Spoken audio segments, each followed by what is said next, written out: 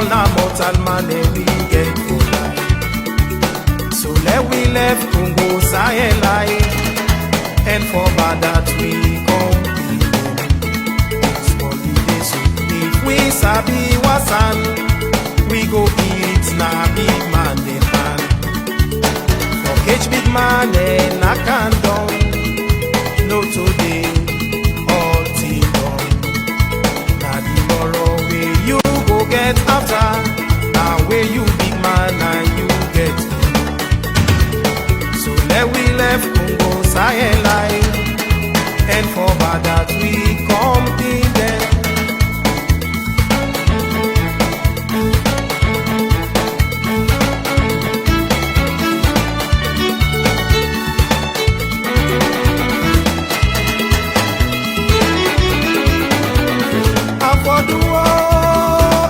That's like when Salone. Salone man, if we want make Salone for change the attitude. Salone man, if we want make Salone for change the attitude. Salone man, if we want make Salone for change the attitude. They do bad when they talk, you say how for do. You man they do bad when they talk, you say how for do. You F they do bad when they talk, you say how for do. You papa they do bad when they talk, you say how for do. How for do oh, and bad that's night well Salone. Salone man, if we want make Salone for change we attitude. Salone man, if we want make Salone for change we attitude. Salone man, if we want make Salone for change we attitude.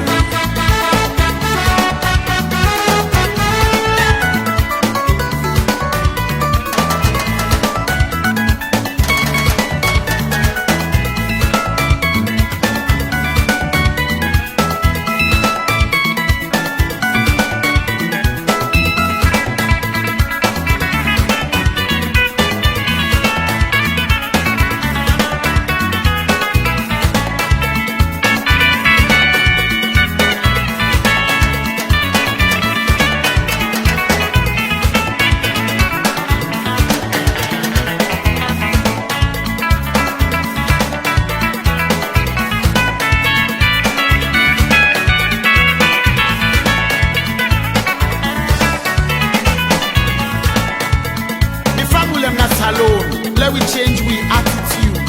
You where they up yonder, no mask the person where they done because you get past am. And you where they down, no disrespect person or jealous am because it gets past you. God them na the best. When God them reach you go get your own. Let we build Salone, let we come together and change we attitude.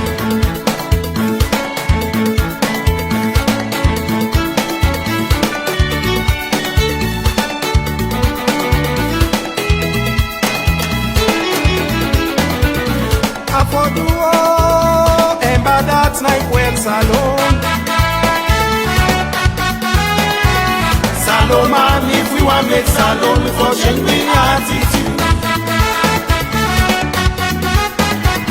Salone man, if we want make Salone for change the attitude. Salone man, if we want make Salone for change the attitude. Papa they do bad with them talk, you say how for do. Brother they do bad with them talk, you say how for do. You sister they do bad with them talk, you say how for do. Mama they do bad with them talk, you say how for do.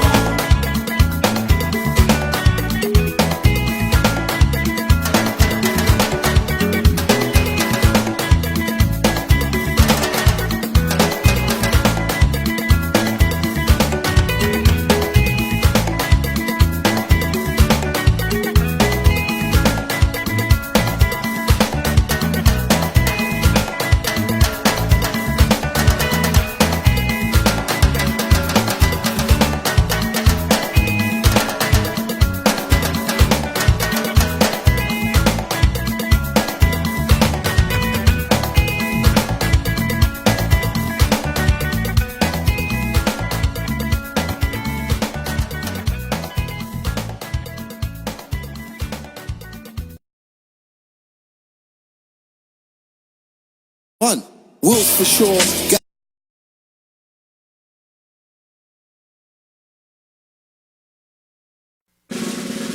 Salone man, if we want make Salone, we for change we attitude. Salone man, if we want make Salone, we for change we attitude. For all you have done, thank you, Jesus, for all you will do. Thank you, Lord, thank you, God, thank you, Lord, for all you have done. Thank you, Jesus, for all you will do. Thank you for loving me, thank you for saving me, thank you for caring, thank you, Lord. Thank you for loving me, thank you for saving me, thank you for caring, thank you, Lord. Thank you, Jehovah God, thank you, El Shaddai God, thank you, my Papa God, thank you, Lord. Thank you for blessing. Got me back in the car, leasing with my credit. If you're having credit problems, I feel bad for you, son. 1,000 problems, but a car right one. Wills for sure, got me back in the car, leasing with my credit. I was like, oh man, forget it. Who would've thought I'd be accepted and more? But now I got the keys, I feel so pleased. All types of cars, Fiats, Minis, Renaults, you know, boom, boom, let's go. Wills for sure, car leasing for every credit score. So Nikki, you're a winner. Yeah, I've won 3 times now. Wow, is that all through Lifestyle Bids, right? That's right. So first I won the Music Awards, which was in London. Then I won the boxing match, which was in Cardiff. All I had to do was bid 83 pence for that. And then the music festival, which was in California. And the private jet? Yeah, made me 3 mates on that too. So I think it's definitely safe to say that Lifestyle Bids works for you. Oh yeah, Lifestyle Bids definitely works for me. So don't just dream it, bid it. Go to lifestylebids.com and let the event. Family United presents Dinner and Dance, the return of Sekoba Bambino.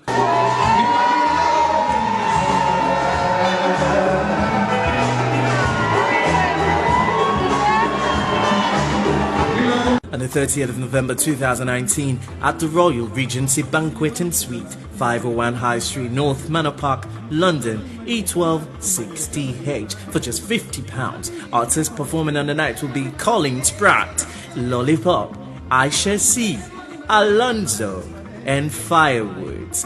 DJs are going to be DJ Nito, MC Costo, MC Alan Smith, and MC Isata Sise Jalo. For more information, contact the numbers now showing on your screen. Music by Nubia Knight. Don't forget to join Family United on the 30th of November 2019 at the Royal Regency Hall. Be there.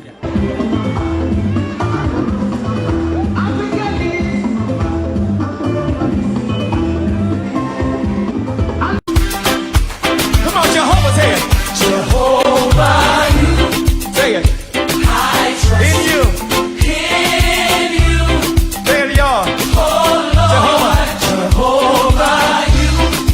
Say it. Show me how to do it, y'all. I believe. Say it. Say it.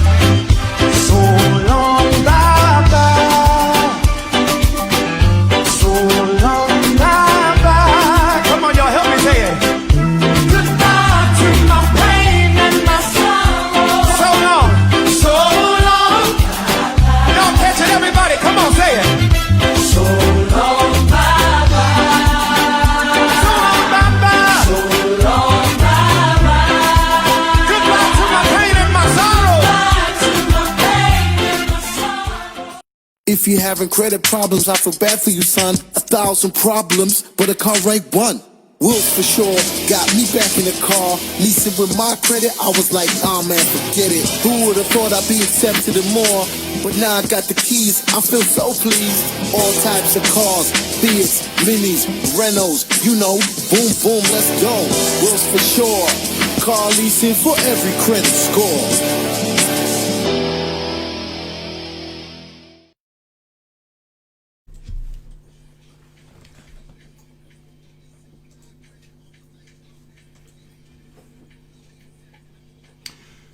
Good evening, ladies and gentlemen.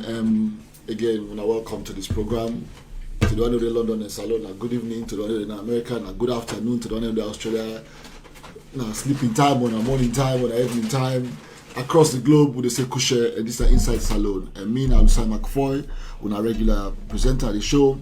And today, at this show, we get one famous man, we're a champion of the community, now very well-versed man in areas of media. Inside Apostle, they run your own program. I know they follow politics and diaspora issues. Will know this person. But again, before we start, another apology for the newly officially elected PRO and media head for the SLPP party in the UK and Ireland, Mr. Hassan Sporsano. Unfortunately, the weather don't beat her none today. You know, after Saturday's program, you know, with all the stress and all the hard work we put in, you know, we make our decision today. And today's been extremely, extremely cold. It's a very cold day. We want to say speedy recovery to you at the studio. Hope so the next 2 weeks you don't pick up your strength back ready for the battle. You know, what we'll get now today, we'll get the topic we'll get today. Now, 3 topics that we'll choose for deal with today. Obviously, we're all aware about the new things that would happen in the country and what's happen at SALONE. So we choose and decide for get on topic and then talk about when our current issues and current situation of the country. First things first, we'll deal with today that the budget where the Minister of Finance read in Parliament. Then we'll go talk about the President and Cabinet reshuffle, the impact on the country and whether it's good or bad, and then we go talk about the use of social media in this country and in Sierra Leone as well. But before going further, I give the name of my guest and then talk about himself. The guest is another person than Mr. Prince Kroma. Mr. Prince Kroma, welcome to Inside SALONE. Yeah, thank you very much for hosting me at this wonderful program. Absolutely, I feel very, very good once again for the Diaspora Voices in studio. And I'm happy to meet everybody. And I greet everybody wherever or which part of the world you're there. Good evening, Kabo, Kushe. Good night, good morning. That's a good one, good night. But we don't want to go to also good night. That's done watch. When I'm done for watch we when I can sleep now.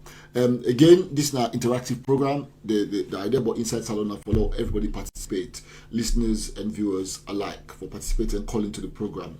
The number for anybody for call is +44 7946 141 369 +44 7946 141 369. When I can send message on Facebook, we'll go respond to it. I can send messages via WhatsApp. When I can call you direct. If I want to know the UK, when they're abroad, I can call you via WhatsApp. Again, like I say, we get 3 topics and I for deal with today. And then 3 topics and a topic that we say is very, very important. You know, and the first topic we'll choose for talk more, you know, like the budget. Normally, before good, if we get somebody from the ruling APC party, absolutely. You know, ruling SLPP party for can actually put their views across and give a positive spin to this budget. Me not a budget expert, not a financial expert. You know, we don't listen to what the expert they say about this budget. We don't listen to what the finance minister say. We listened to yesterday. I listened to AYV. I listened to Masala Samba from CDG. I listened to the Minister of Information. I listened to Dr. Mara.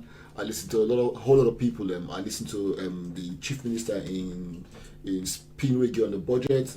I listened to the finance minister, the whole budget speech, Yep. you know, and we commend the budget to the House with the usual up on the table, you know. Yeah. The slogans on the budget and the criticism and the condemnation of the budget, you know, the expansion of the budget on the wage bill, you know, the creation of new ministries, how those can be supported within that budget, you know, maybe not to experts on the budget. So I want to bring and come to you, Mr. Prince. Yep. You know, what do you think about this budget? Obviously, there's always a negative and positive issues regarding issues of this nature, and especially the budget. Obviously, I'm not a budget expert myself, but I did monitor and I get Lily idea. So we know say then term the budget or give a name and coin them, you know, like a catchy phrase, bread and butter budget. And there's a reason. There is a reason why it's been called the bread and butter. That statement, chief minister, and that statement at Parliament as well. Absolutely. With the access, we say this is when people talk about the bread and butter issues. This is the bread This and is butter. the bread and butter budget. That was on live on AYV. He said that. Yeah, but I mean, this was coming from the chief minister, so you wouldn't expect, you know, yeah, kind of less. But let's do a reality check, okay? So we know say the honorable finance minister they proposed a budget of 8.6, I think, trillion loans for spend, and Parliament get for authorize them anyway. But it's obvious from the configuration inside Parliament. I don't see the likelihood of it not, you know, passing. So go inside the consolidated fund and begin pay off. Why would you say from the composition of Parliament? Because from what I understand, the opposition, the largest party in our Parliament, you know, I think they had the opportunity about 10 more parliamentary or 12 or 15 more parliamentaries than the ruling government. So waiting at the configuration. The NGC did it. Ask you, yeah. NGC did at the parliament. NGC get 4, C4C get 8. Yeah. You know, there's 2 or 3 independents. Yeah. You get the paramount chief them. Yeah. I think the whole parliament got about 144 parliamentary seats. 144. You know, and you get the 14 regions and the 14 paramount chiefs sitting there representing parliament. So I think that's a fair ask, by the way. And this is it. I mean, let me look in context. Okay. From a historical context. Okay. And not even very long ago as to even now, I use the word configuration on purpose. Okay. Because normally the paramount chiefs then we talk about, they are always on the side of government. Okay. Yeah.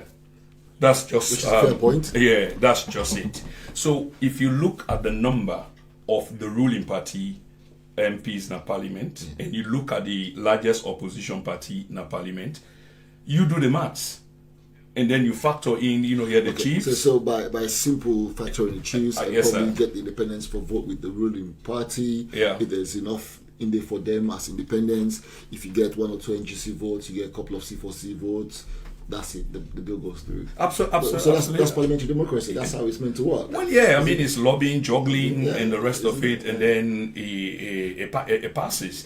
But we own business. Now, for actually the question we ask, and I make them very relevant from we own side of things, because we do have an opinion too, as citizens of the country, even though we live away from away. Absolutely. Yeah. So we look again from recent times like in 15 months time ago, you see government wage bill don't balloon. Okay, you don't create, I know say the minister try for explain that the inside in budget, but this is no magic wand. You get for also imagine who side this money they come up from. Are you they develop this money with this fabulous sum we call 8.6 trillion. Yeah. I mean, this is going to be difficult times, and it seems like plenty hole has been punched somewhere, you know, yeah, just for, because it's political as well. Okay. It's actually political because the government creates other avenues then for employment, which is good because people are going to be employed, but those people are equally going to have to be paid. And also you the police money now for paid, and so therefore you create. The government, they argue, say, the domestic revenue mobilization, they raise plenty of money. They argue, say, the loans already they get from the budget support go bring them on the cancer. And they argue, say, the mining sector will pick up. Then they argue, say, the economy will turn around. So, like every government, then they say, oh, the economy will turn around. So they actually propose this kind of budget for able to spend. You know, let's just play the devil's advocate small. You know, when they talk about the budget, you know, I look at the budget and say, okay, the wage bill is about $1 trillion added to the wage bill, which is an astronomical figure. It's huge. For a country where they do nothing right now, you know. But then I listen to the argument, you know, what the chief minister the information minister not AYV, was it yesterday night, where he said, well, then they create 10,000 jobs, a quarter, verbatim. And he said, then 10,000 jobs here, 5,000 teachers will be added, 3,000 nurses, I think 1,000 police. Yeah, I somewhere mean 2,000, 1,000 police. Well, this is about 9,000 jobs. Sorry, 9,000 jobs will be created. In Parliament, the chief minister said between 5 to 10,000. What they ask us, and this budget they create, and this is not a bread and butter budget. We don't create. We talk about say nothing, they work no day. So then they create employment within the system. Not only that, this budget increase the spending on education, increase the spending on healthcare, increase the spending on infrastructure development. So then say because the ground dry, we need them kind of budget here for make sure say we push the economy. You know, not for beginning to say they hold back. If I borrow stuff for the go borrow, don't go trust for push this. You know, me thinking from a layman, they think say, well, if they don't go trust for law make you better, why they don't go trust for law make you better? You see, these are campaign promises, you know, yeah, that were made, you know, a couple of months ago, many months ago. Yeah, and now there's a realization in the budget. Yeah, of course, it's not passed yet. Would they presume say it will pass, and I think say I make the argument. But you waiting, I think that the chief minister say, it's almost bordered on the issue of hope. Almost like the biblical version, you know, yeah, of just have faith in us. Because they actually say, well, you know, they will.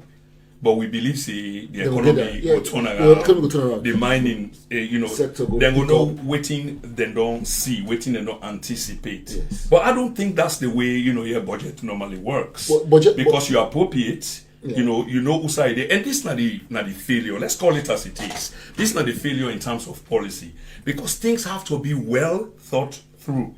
Okay. Research, commission of a project, you know, yeah, the chair, they look into them, study, analysis, and finally you pull them out. When you pull them out, you know it's solid, it's concrete. You know, saying that something where you tangible, you they touch and you they feel them. Not to promises. That's political. But the chief minister in the interview then Gam say the budget good. Say the finance minister are capable and competent finance minister for take this country forward. So the budget we don't present to Parliament, so a budget will go turn the economy around. You know, me from what me no million nothing. I know say budgets are mainly forecast. You forecast growth, you forecast this, you forecast income what they can, you forecast as against whatever expenditure, and you put that kind of budget there. Even this country, look at the budget being proposed now by the Labour. If a Labour came to power, it's nearly 800 billion in pension. The Green Party, they propose 1 trillion in 10 years. Every year 100 billion in green energy. You know, every 100 billion green energy, every 100 billion green energy. You know, so for letting them forecast, an officer is wrong. No, there's nothing wrong. There's nothing wrong with it's just for me, it's whether they will have that money. It's whether this will come to realization. It's whether this could provide efficiency within the economy. It's whether this could turn the economy around. Whether this is not enough stimulus, you know. But before they go for that, tell me one point. I believe in stimulus. I believe in actually government pumping money into economy. I actually believe in borrowing against our future to make the present better and prepare for a better future. I actually believe in that. I'm one who believes in that economics. Say you can borrow and invest and create real investment and create real growth and do as we think he said, this is a structural economy now. The reason make the economy struggle with the current argument where the SLP government again is the economy struggle because we want to fix the rotten things that the economy. We don't want a superficial economy anymore. We want to go into the crannies. I don't understand. You see, you of course you say you play the devil's advocate. Yeah, but the argument is what they make. And the argument is what they make. And I'm making this argument because this is the argument they're making. They're making this argument that the economy was broken when they took over governance. The economy was in tatters, and the fundamentals of the economy not solid enough. So what they want to do, they want to create avenues where the economic fundamentals are sound and solid enough and build from that platform there. So literally it's like breaking down the whole system and rebuild the whole system again. But whether the breaking down of the system and rebuild it, that's something they know how to do, they're competent to do it, it's a different case scenario. And whether, because from what you don't see, for the last 18 months, the economy they suffer, the country they suffer. We get hyperinflation in the country. You know, price rises. The standard of living don't become lower. It don't become more difficult. A bag of rice don't go by maybe 50-60%. You know, in terms of price from 180,000. So here goes my question. You know, it's almost rhetorical for me because it's like all you need for do now for reflect. And you mentioned 18 months back, there were promises that in 6 months' time, you know, we will shake up this economy. We'll put it back in sound footing. It's not impossible, you know, they're human beings, you know, and they can feel the tendency for fail and ask them to say the economy was that bad. So the projection where they make in terms of fixing, you know, scaling things back, they could not meet those timelines. That in itself bad, but it's acceptable provided going forward, it can be, there can be solutions. But the thing what I want to point to is there haven't been solutions. It's more artificial. That's what it really is, and it's more political. And we really need to understand this. Okay, you talk about stimulus. Okay, if an economy or a business, let we bring kandong, you know, let me make a little bit micro. If an economy they suffer, one sector of the economy, let we say agriculture, for example, you go focus on agriculture and probably try for revamp them because the SLPP get a very good agriculture policy. I've read their manifesto. And not only agriculture, but many things. But manifestos, most of the time, you know, here like sugar-coated, and people like can look at them, especially stalwarts can look at through rose-tinted glasses. We know what manifestos are. Yeah, we know exactly what they are. Yeah, sorry for go believe or they, you know, for a minute or two. And the fact is we get viewers, you know, we need for just let them look back and try to understand. So when you go back, things that were being promised, you know, in terms of fixing the economy, it's not been done. There is an approach to fixing the economy. And we've seen time and again, that has not been fixed, okay? If they pump money into the economy, you don't stabilize your economy. You leons the dangle, you domestic currency, a day on a nosedive. How does this, and this goes to the economists, how does this fix the economy? Because again, sir, we were promised that government will streamline expenditure. We were hoping to see fiscal discipline. This is not something, that was promised the people, the nation. Again, because of rampant corruption by the previous government, so then go streamline everything. There will be fiscal discipline, and then go rein in all the excesses, poke belly, them expenditure. Yes. But what we've seen as evidence, especially with the wage bill and the argument being made to counter that, is it don't go through the roof. The wage bill is gone through the roof. Okay, and that in itself is not a good sign. When you say you are fiscally oriented sort of government, which is good. That's good for marketing. It's good in a practical sense. But in this case, it's more hot air. It's more rhetoric, than really actions. You can call it hot air and rhetoric. But Lord, think about it this way. Here is a government who I realize say, okay, they need fiscal discipline, they need prudence, but the way the economy is right now, fiscal discipline and a scale back, they cause more damage to the economy than good. And now they say... Oh, they've only just realized that now. It's not impossible. I'm just asking because I'm not aware. I'm not a part of the government. I'm not a government spokesman. But I know. I'm just saying... They speculate? Yeah, I'm just saying. Okay. Because when you listen to the chief minister, one of the things that the chief minister say in parliament was, what the interviewer say, well, this is an economy where we talk about say not get jobs, not get this. So the government, they put more money for create jobs and two for welcome. Okay, so in actual essence, they're saying we not abandon the fiscal discipline, no. But the way things are there right now, we need to take extraordinary measures. Yeah. What about if this, like what they say, this are the poor man budget? Because so that's in the corner, this is the poor man budget. You know, these are the budget will bring the poor man out of. Well, there's poverty. something called You know? the benefit of time. Exactly. Yeah. So again, once again, they are asking when you again. look at the budget, teacher salary will increase by 30%. Okay. For me, I'm looking at the good things about the budget, and we'll talk about the bad things about this budget. We'll plenty bad things only for talk about. But that's what you know here. It's good that we've been critical. It's Yes. not all rosy. Yeah. But through the annals of the government, you know, here the ministers and the rest of it, it's like everything again. Well, it's not. It's not, and that is a false premise, and that's a false pretense. You know, so then they put 30% on the teachers' wages. You know, 30%. Actually, they look at the value of the 30%. Well, akin on that, you know, because that's what we'll come to, because the 30% value, okay, is two-edged.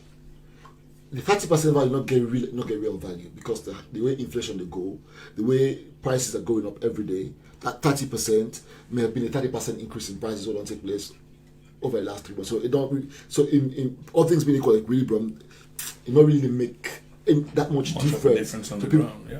to people's pocket. Maybe what it brings them back to, equilibrium. You know, like I said, about 18 months ago, they're spending power, they bring them come back.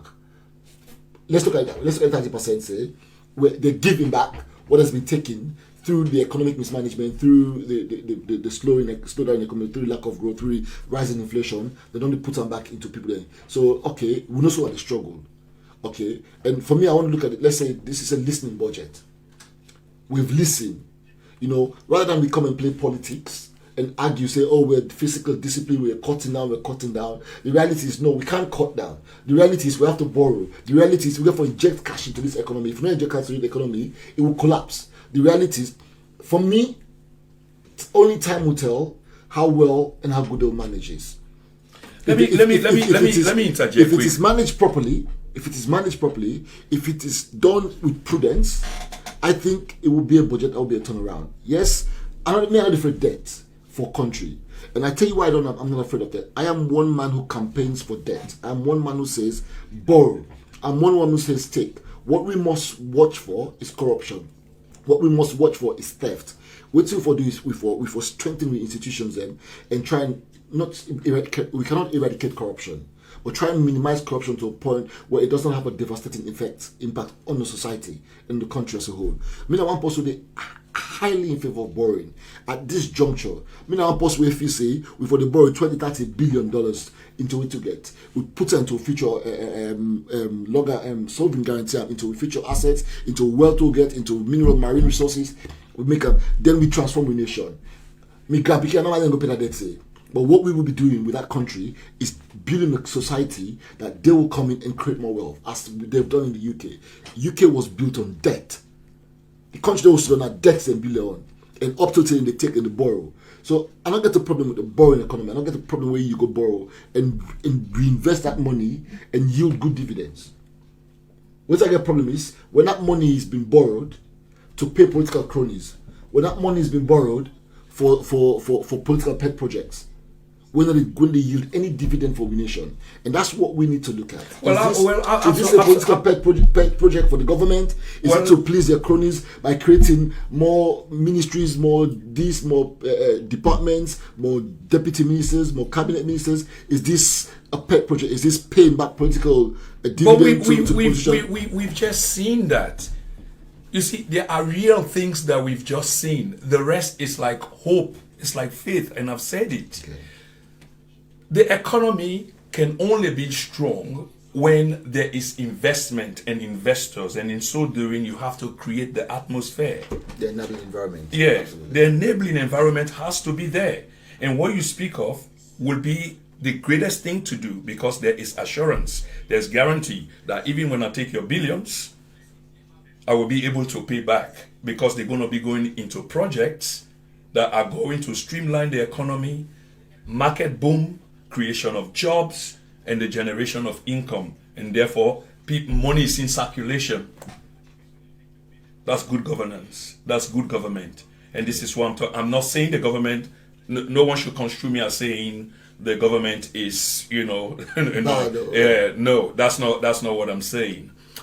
So again, you've created these embassies. Again, you've created these ministries, these extra jobs.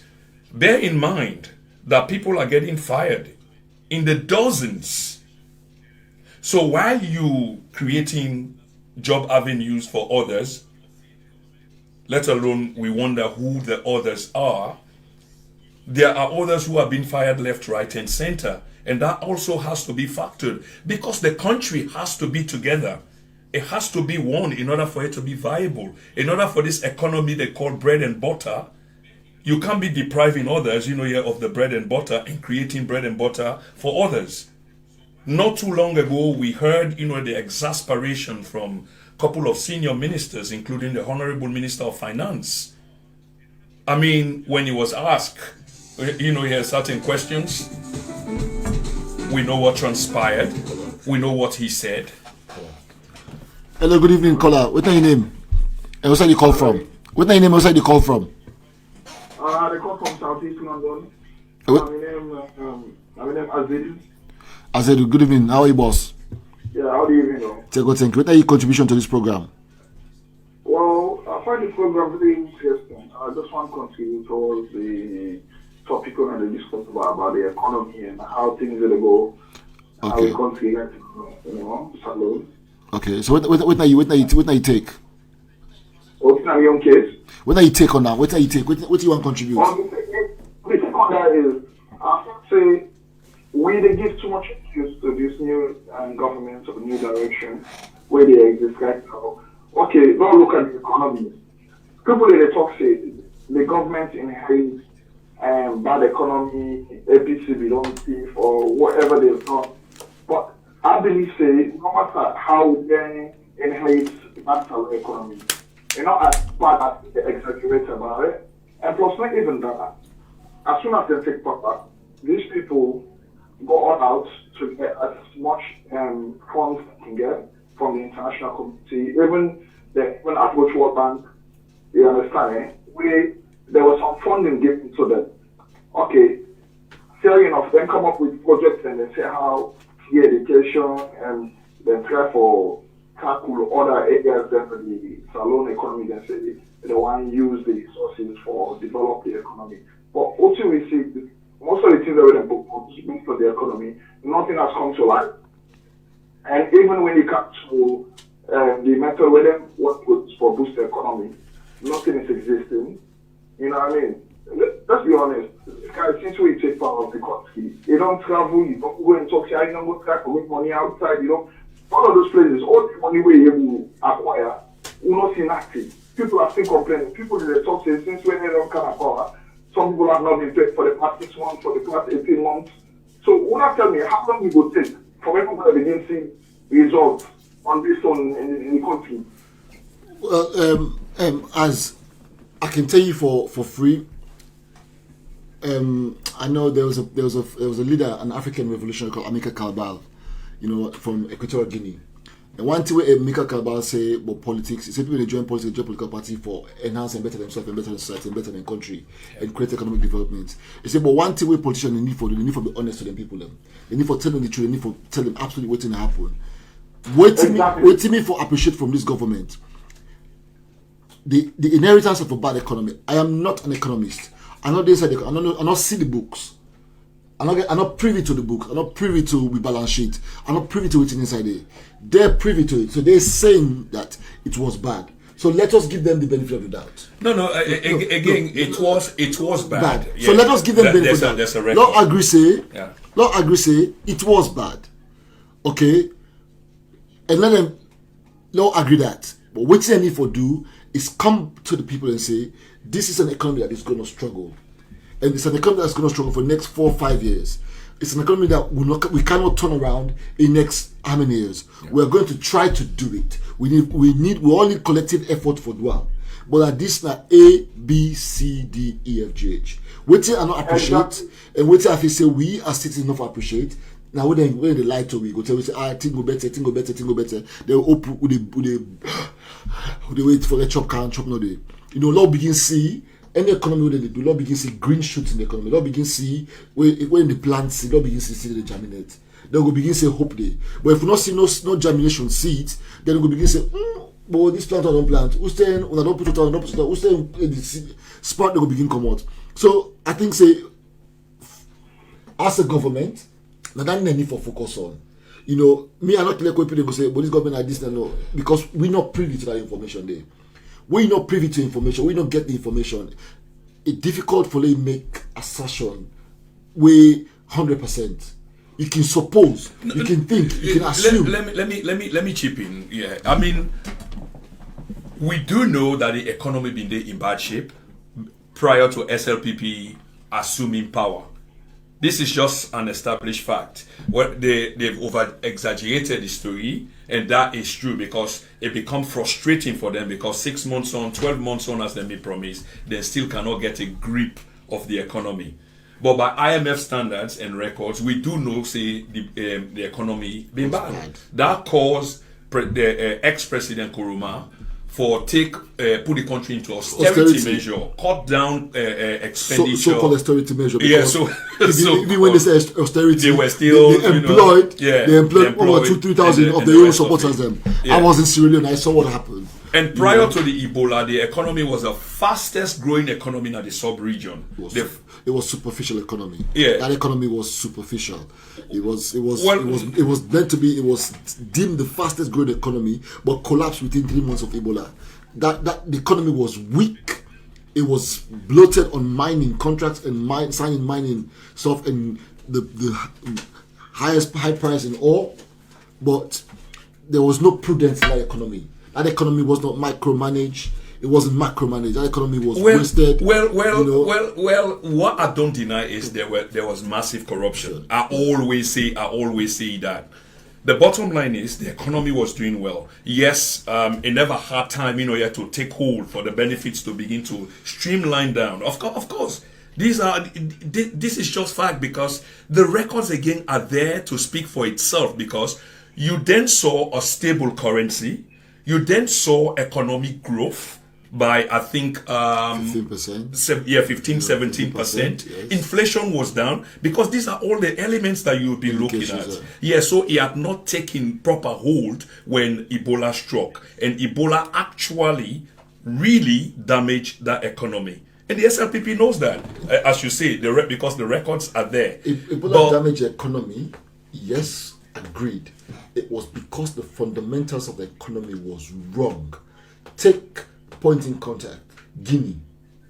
We had the same devastation. Guinea had Ebola, probably longer than ours. Liberia had Ebola. Probably Liberia's one finished before ours, or ours finished before Liberia. Longer than ours, yes. But guess what? The same mining companies in Guinea stayed and continued the mining, but the mining companies in Sierra Leone shut down. Why did corruption, mismanagement? But why they waited until Ebola before they shut down? And you're making a comparative analysis between two other neighboring countries. Why didn't they shut down in Guinea? It's a good question. Why didn't they live in Liberia? And the whole idea is when you speak to those people, when they speak to you, that the demand from government officials in Sierra Leone, the kickbacks they had to give was unsustainable. I wasn't on the mining for a while. I worked there as a consultant and as a training consultant, and I spoke to people within London mining. I spoke to the highest level, and you could see the level of corruption. The visit by government ministers and government officials coming to that mining company and going away with bags and bags of money, going away with envelopes. I was a witness to it. This was high-season corruption. I think you would be better off talking about that than making a comparative analysis between Liberia. The reason why I make a comparison, when these people say we left, not because we couldn't mine safely in Sierra Leone, not because there wasn't any ore in Sierra Leone, not literally because the price of ore disappeared from the market. No, we left because at the lowest point of our operations, we couldn't sustain it. Factors that we couldn't sustain it were corruption, were payment of government kickbacks, the regulatory framework. In Guinea, they stayed. In Liberia, they stayed. But in Sierra Leone, they disappeared. I think there are differences, or there were differences between the three countries as to how they were affected by Ebola. Okay. First of all, Guinea was in denial. Guinea was in denial of Ebola. Companies will not be in denial. Guinea was in denial, but companies will not be in denial. Well, I'm not talking about company, I'm talking about country. Yeah, but we're talking about the reason why our economy slumped. Yeah, but it's not only that. That could be part of it. And we've admitted that there was rampant and massive corruption. Okay. But you also not mentioning the slump of prices in iron ore. I've just mentioned it. I didn't hear that. I did. I said it doesn't matter how bottom line they all got. They stayed in Guinea. They stayed in Liberia. But they didn't stay in Sierra Leone. Well, I think we should do more studies as to why they stayed in Liberia and why they stayed in Guinea, but in Sierra Leone, So check, the left. go and read the reports of why companies stayed in Liberia, why companies stayed in Guinea during Ebola, and why those companies didn't collapse, but our mining companies collapsed in Sierra Leone. Again, this is why I said it was a false economy, because the fundamentals were not strong. Our economy was based on oil. But it was a developing economy, whereas the Guinean economy already had the foundation. It already had a foundation. It was established. These iron ore companies had been mining long ago in Guinea, and their contracts would have been different. Our bauxites and mining companies in Sierra Leone, we've got the Sierra Leone, they've been there for years, for tens of years, 20, 30, 40 years. We understand what mining is. We understand the fluctuation in the price of mines and ore and all that stuff. We understand there will be boom and bust. It's always been boom and bust. But when the fundamentals of the economy are strong, well, and as Kroma came here, the economists understand what how all prices work. There was an upturn, and whenever there's up, economists will always tell you the bust will come. So when you prepare an economy for the bust, you're able to absorb the impact. So let me explain that. Good analogy. Yeah. But this is it. You are absolutely right. But you can hear my emphasis on it was a developing economy and had not reached that standard yet. I agree absolutely that when the prices of commodities, does go up, what governments tend to do, they tend, to prepare their reserves, because this is something that they will fall back on. But did you know that Sierra Leone had reserve, but it wasn't strong enough? Because they did give a projection, first 6 months. Had they survived the first 6 months, they would have been able to put the economy on a sound footing again. But then the Ebola went beyond 6 months, and then it continued, and that had a devastating effect on the economy. Yes. So that's what I get. Is that you still on the line? It's gone. Okay. So as we were saying, there are certainly things that need to be in place other than what we've been told in terms of faith. Just have the faith. We talked about the enabling environment. You talk about a competent workforce. Yeah, absolutely. A well-trained, well-skilled workforce. So this economy has a lot of money for the free quality education. I think 21%, 20-something%. That was a campaign promise. So obviously the president. Is it 52%? 52%.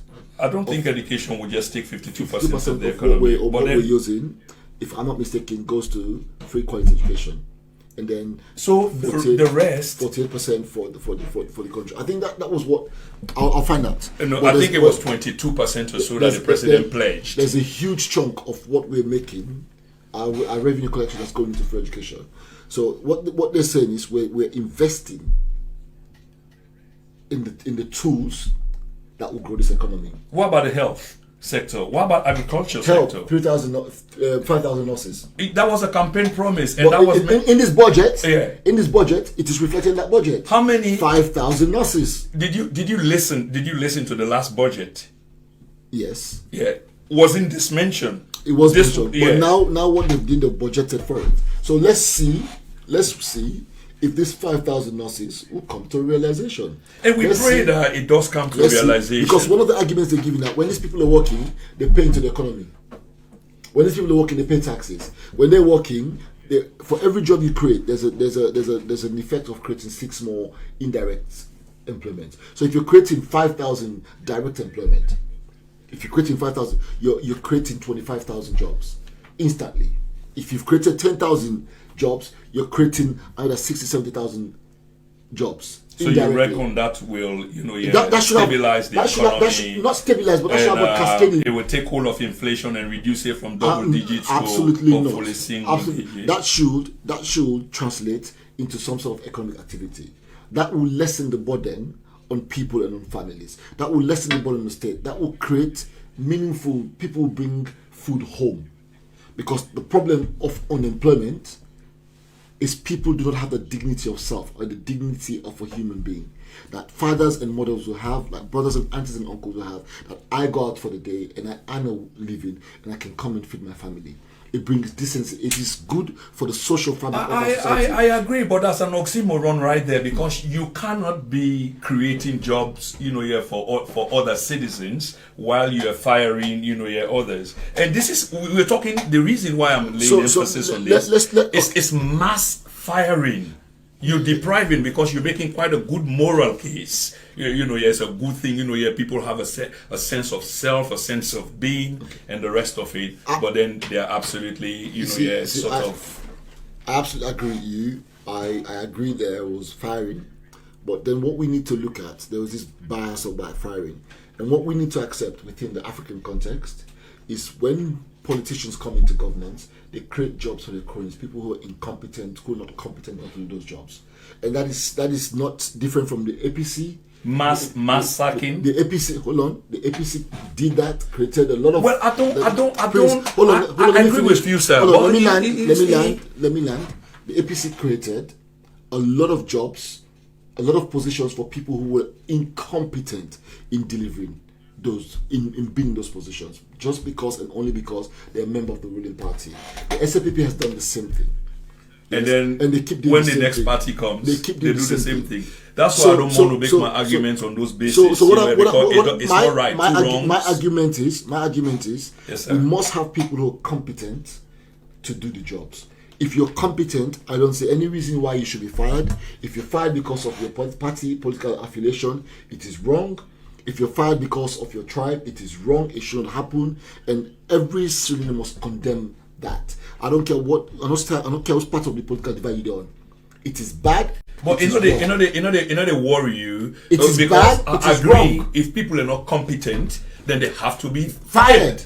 Because forget an effective machine, for run the state. You need competent people with the prerequisite skills Yeah. for do the job. Absolutely agreed. If they don't have it, I don't care if they're all our APC supporter. They fire them all. I don't care. I don't care if they all belong to any political party or belong to any tribal group. Fire them all. If they don't have the skill, fire them. Whether na Mende Mande, whether na Limba Mande, whether na Timande, whether na Creole, na Kranko, na Soso, na Fula, na Madingo, I do not care. If you don't get the prerequisite skill for make a difference on the job, if you don't get the prerequisite skill, you don't get the skill for actually perform the role, you shouldn't be there in the first place. Absolutely. One final thought on the economy here, because I know say you're about for switch gear, I suppose. Of course, time is of an essence here, because now so me look at the budget and I desperately pray, honestly, for it to work. Okay? Desperate times require desperate measures, and this is actually desperate. But is it a solution? Because you can't build your castle na sansan, then it will collapse. Let's hope that concrete day na the gun and go hold this, and not a matter of time, because this buys us like 12 months. Yes, it buys us 12 months, but within that 12 months, let's hear again what happens. Hopefully, we will get a trickle down effect on the economy, okay. And with people, the gun will soak, if you like. Hopefully, Lord, let gun soak. And the bread and butter issues. Why to bread and butter suffer one? Absolutely. Again, viewers, the number now 07946141369. If you're in the United Kingdom, the number now 0079 00447946 141369 or +447946141369. Again, when I come to say this program will run, so we want the people that participate, not to just follow counsel and talk to people. That absolutely. We not believe in talking. We not believe in talking to now. We believe in conversating. We believe in getting a dialogue and a discussion. This is a no spin zone program. Inside Salone views, we want to be balanced, we want to be fair, we want to be neutral. So again, let the call them come in, and then after this, we'll go to the cabinet reshuffle, and we talk about the reshuffle, and we'll see how that reshuffle there, who's benefit together in the country, whether in economic factors, in social, in the government's agenda, in delivering for better Sierra Leone. We'll go on a short break. We'll come back, listen to them, and I can call in, and I can get 1 or 2 questions, 5 minutes for this economy, but the budget. Then we move to the cabinet reshuffle.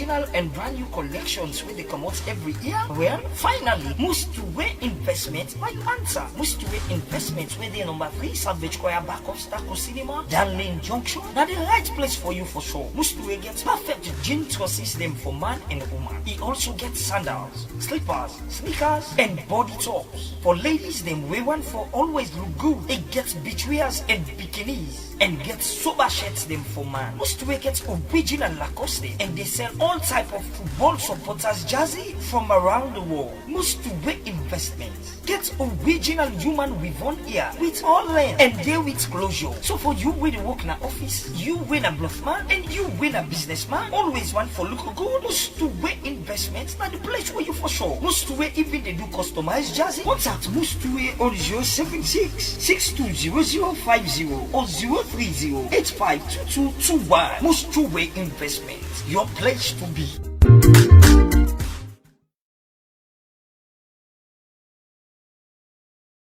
If you having credit problems, I feel bad for you, son. 1,000 problems, but a car rank 1. Wills for sure, got me back in the car. Leasing with my credit, I was like, oh man, forget it. Who would've thought I'd be accepted and more? But now I got the keys, I feel so pleased. All types of cars, Fiats, Minis, Renaults, you know, boom, boom, let's go. Wills for sure, car leasing for every credit score.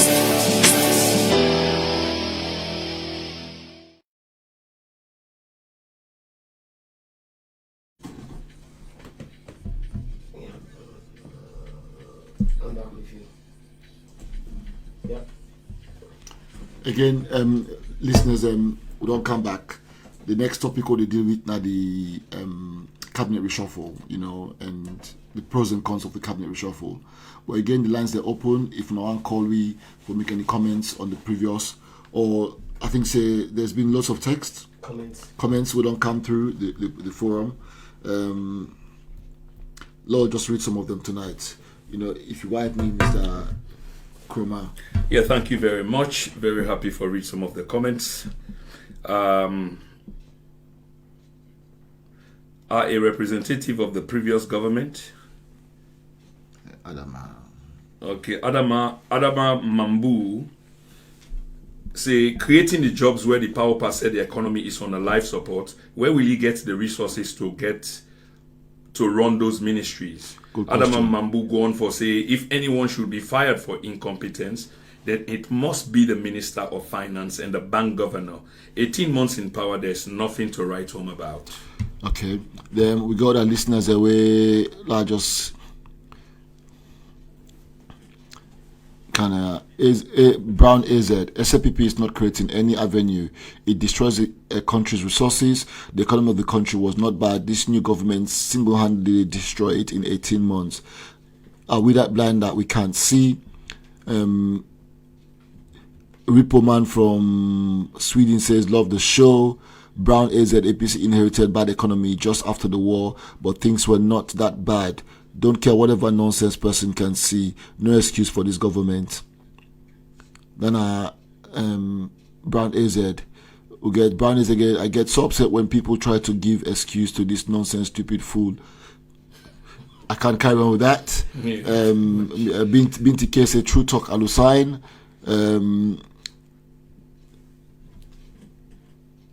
And then obviously we don't read Abu. Based on the budget, there is no hope for those looking for jobs. The budget is just a bad will to the people of Sierra Leone, and even investors wanted to invest in that broken economy. You know, so from what we get comments, most people are not optimistic about the budget. They're not optimistic about the economic prospect. If you say the government they do what they're supposed to do, I think that is across the board. Everybody knows that the economy bad. I think that the government, even Panayon showboating, don't stop for denying the economy bad. Even Panayon blah blah blah don't stop for say the economy bad. Don't stop for say the economy good. You know, they don't actually realize say the economy bad, but they admit to what extent, and that I can excuse them for, because that is politics. Now, in my own view, in politics, you get for manage information.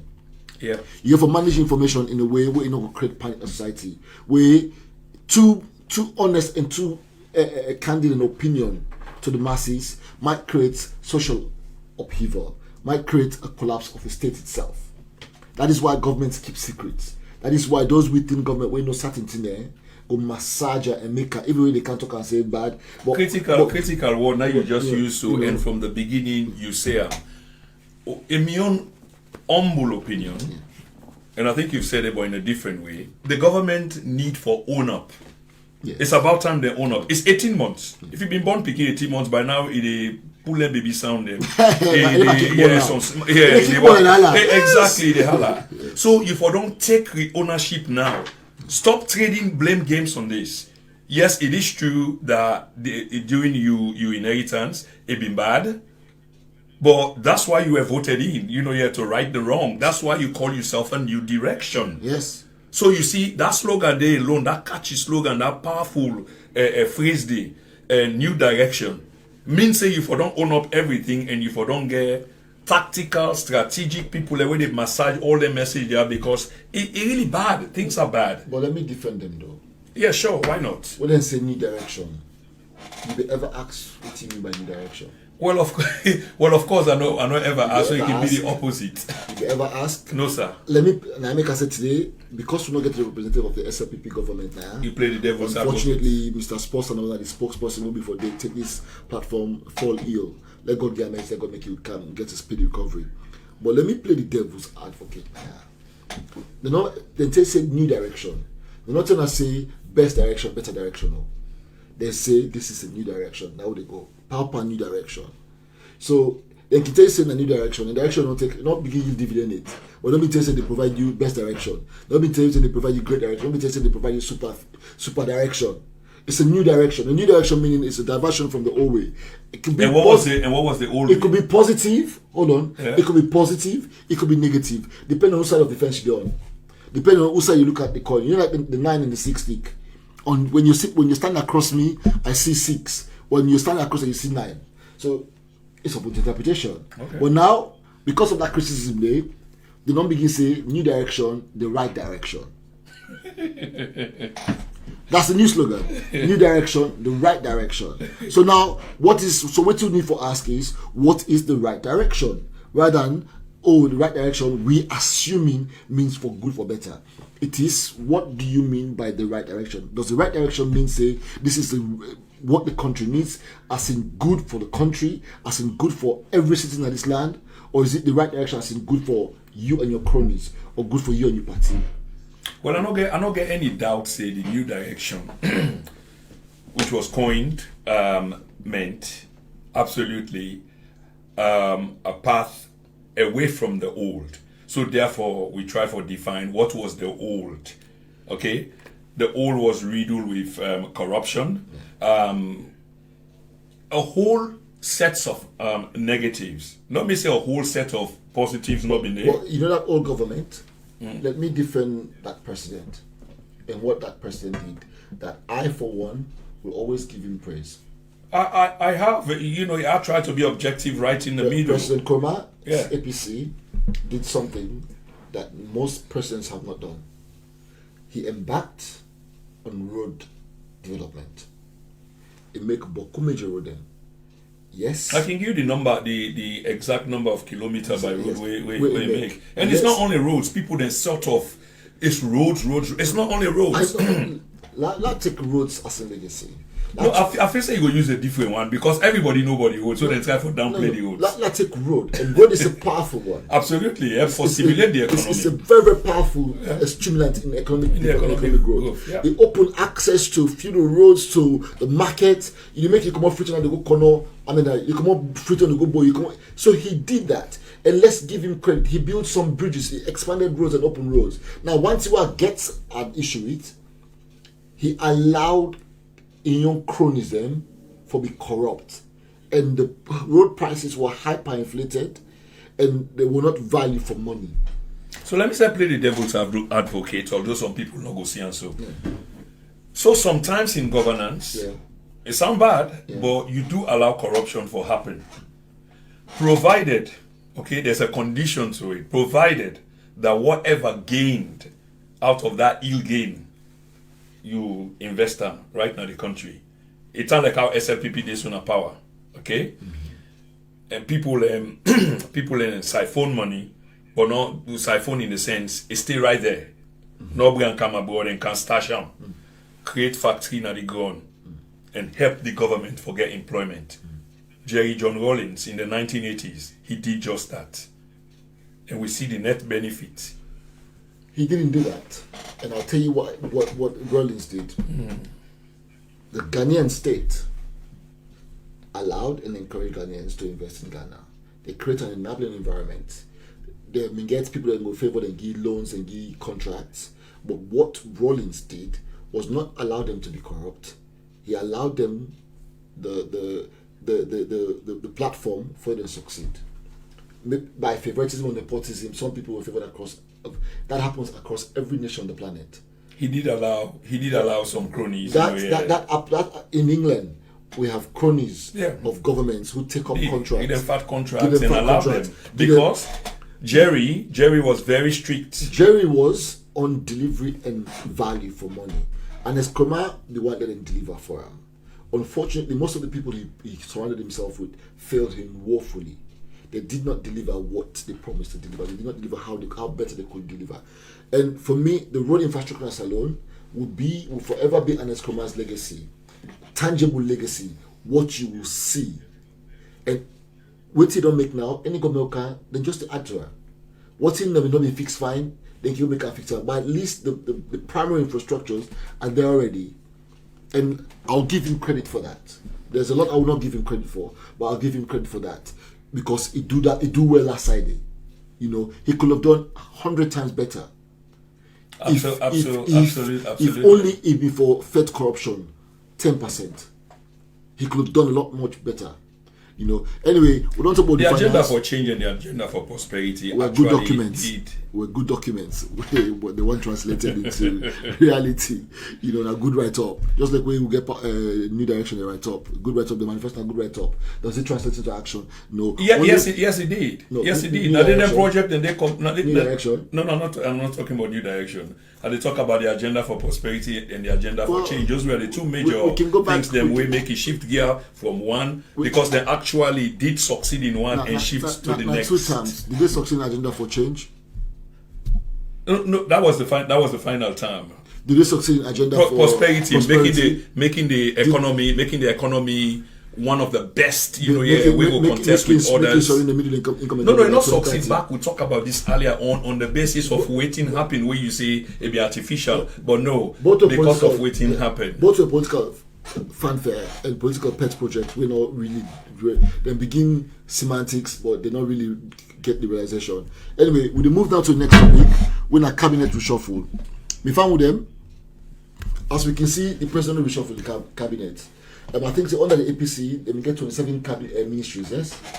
Was it 27 or 29 ministries? I think 26 or so. But under Papa, we get 31 ministries now? Yeah, because he had about 3 or 4 more, yeah. 2 ministries. I think, okay. The current one we had administration full. He had the Environment Ministry and what other ministry was created? There was an Environment Ministry created. He created another position for, I think, two ministries and 1 deputy. There's Deputy Minister of Finance too. Yeah, okay. A new role. So there's a couple of deputy ministers, too. There's embassy attaché to embassies to Turkey. There's an embassy attaché to Turkey.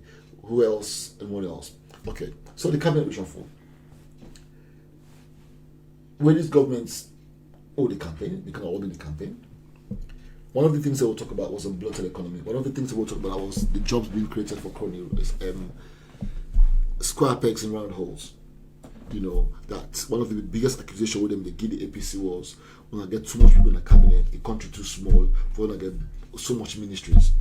And now we don't see say that this government don't add, I think in total 4 more ministries, Ministry of secondary and basic education, I believe. Basic education. They get Ministry of Higher Education, yes. Then you get you get Finance Ministry don't go, Economic Development Ministry don't split. So you get 2 ministries created. You get Environment Ministry don't create on a 3rd ministry. What's other ministry again? I think there's about 4 ministries being created. by this government so far. So rather than reduce the ministries, they don't add the ministries. That alone in itself don't add pressure on the economy, because you have to create jobs, you have to create salaries, you have to create departments, you have to get a departmental budget, you have to make sure so they get the tools necessary for function as a country, and as departments, as ministries. You have to make sure you get the ministers and they perform their role. You have to put the ministers in there. So the criticism from the opposition, one of the criticisms from the opposition is this is a bloated government. And when you look across the globe, I would tend to agree it's a bloated government. I would tend to agree that this government will look for downsize the amount of people that we get as cabinet ministers and amount of ministries, create smaller ministries, and actually allow the professionals to run within those departments. Because one thing I know, ministers don't only run ministries. Permanent secretaries are the professional heads of ministries. Okay? Absolutely. Permanent secretaries are the professional heads of ministries. Directors are the heads of parastatals. They run it. Ministers have oversight. Oversight for council and social government. These are government policy. Una are the expert there. Una translate the government policy into reality. They have a supervisory role. That's why they can be hired and fired at will. But permanent secretaries cannot be hired and fired at will, because they get a contract. They're civil servant. They're protected in law by certain contracts. What they get. Ministers are not. They are appointed at the pleasure of His Excellency. So hence for me, I love the new ministries created. I love the Ministry of Environment, and I'll talk about why I love the Environment Ministry so much. I love the Ministry of Education, where it's split up into secondary and university or higher education.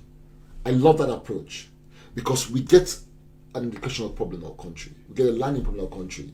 So if you create a specific ministry for focus on actual developing from elementary level, from the age of 3 all the way to WAS, end of secondary school, we're going to focus on changing curriculums, we're going to focus on changing learning stuff, we're going to focus on delivering for the country, because education now driver. When I say education, let me be clear, I don't say PhDs and masters though.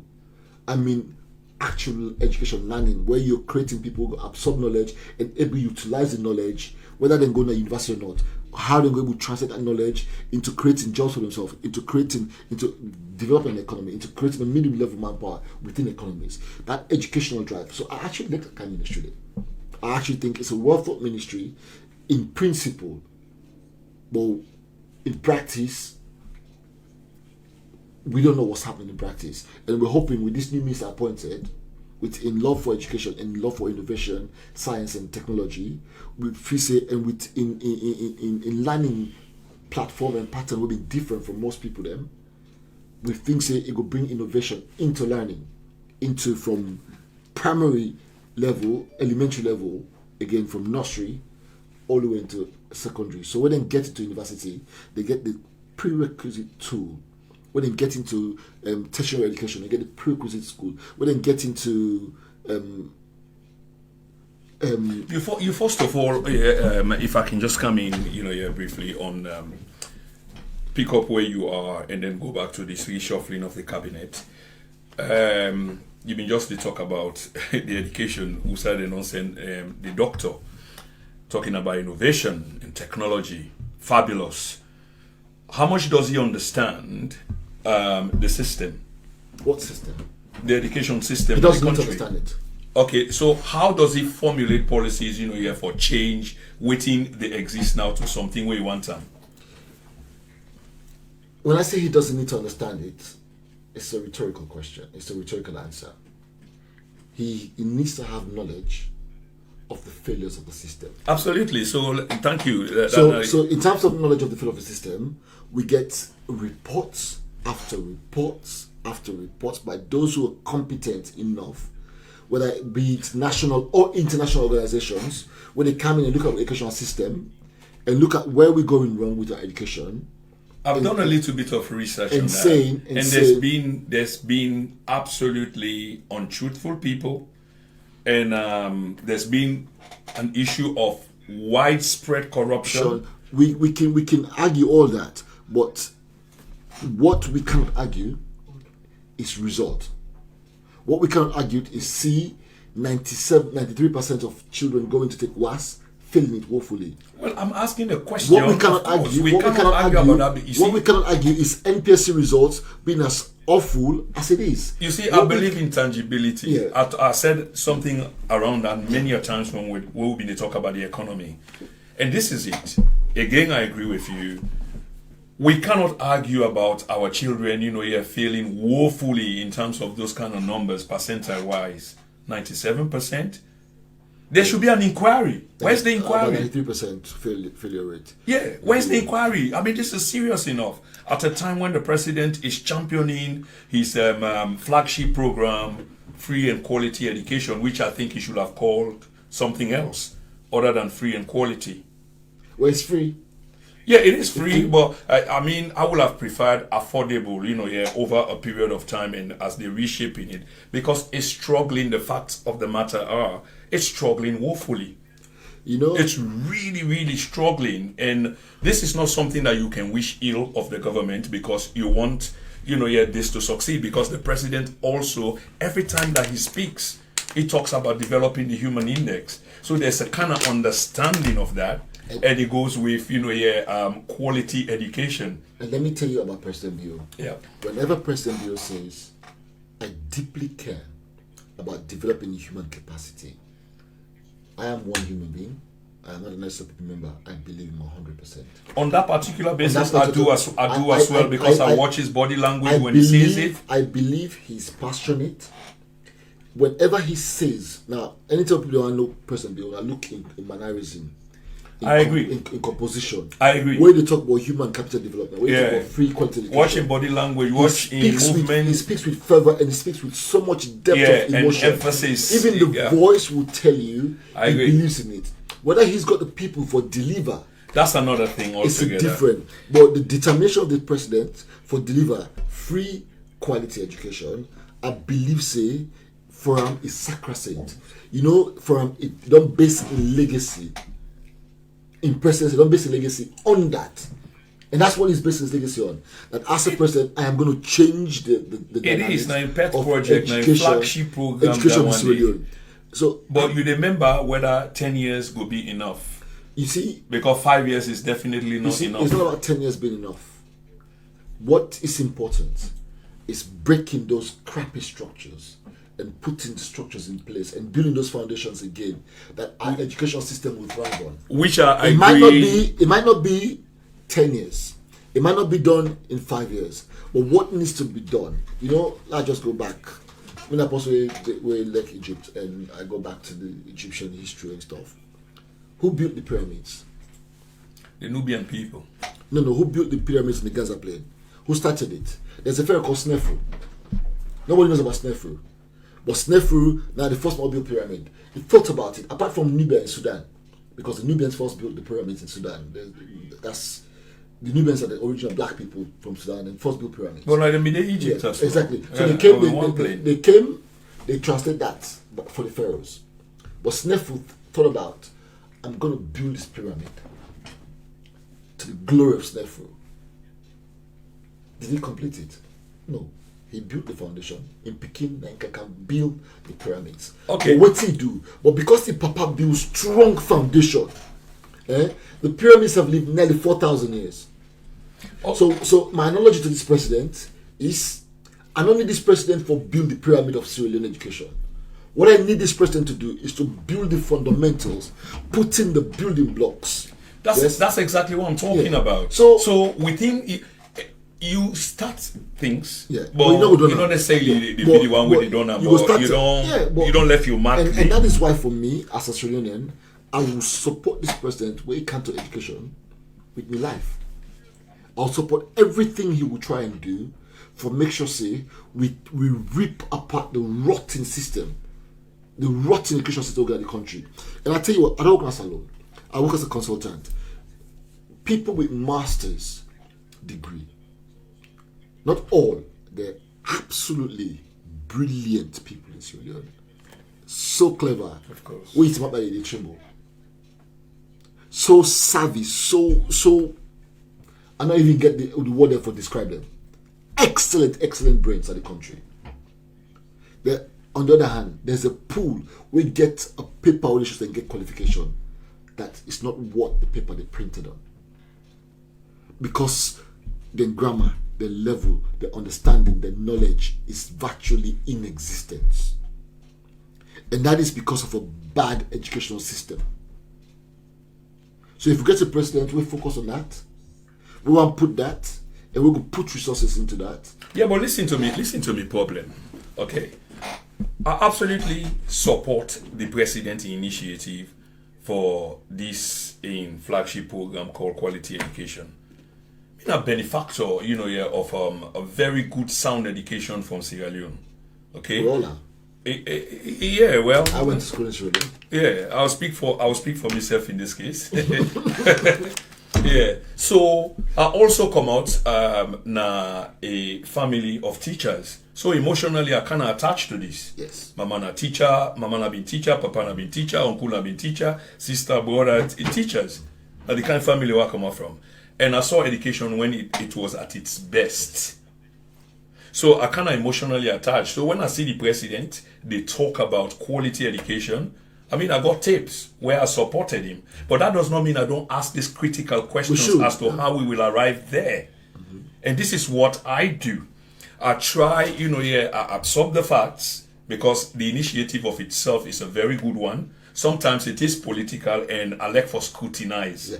Yeah, because when the president be making manifesto, when the SLPP be making manifesto, there are many powerful things in there, in that manifesto.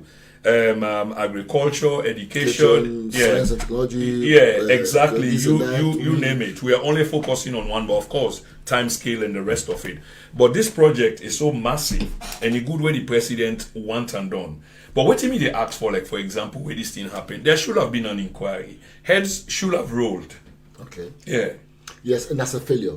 It's a complete exactly. And maybe it is why the president moved the former Minister of Higher and Secondary Education.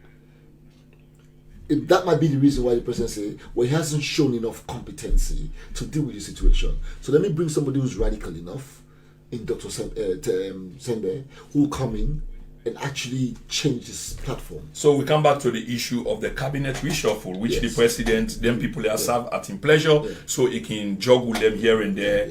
But most of the times, not 100%, but most of the time when president turning cabinet around, it's politically motivated in terms of loyalty.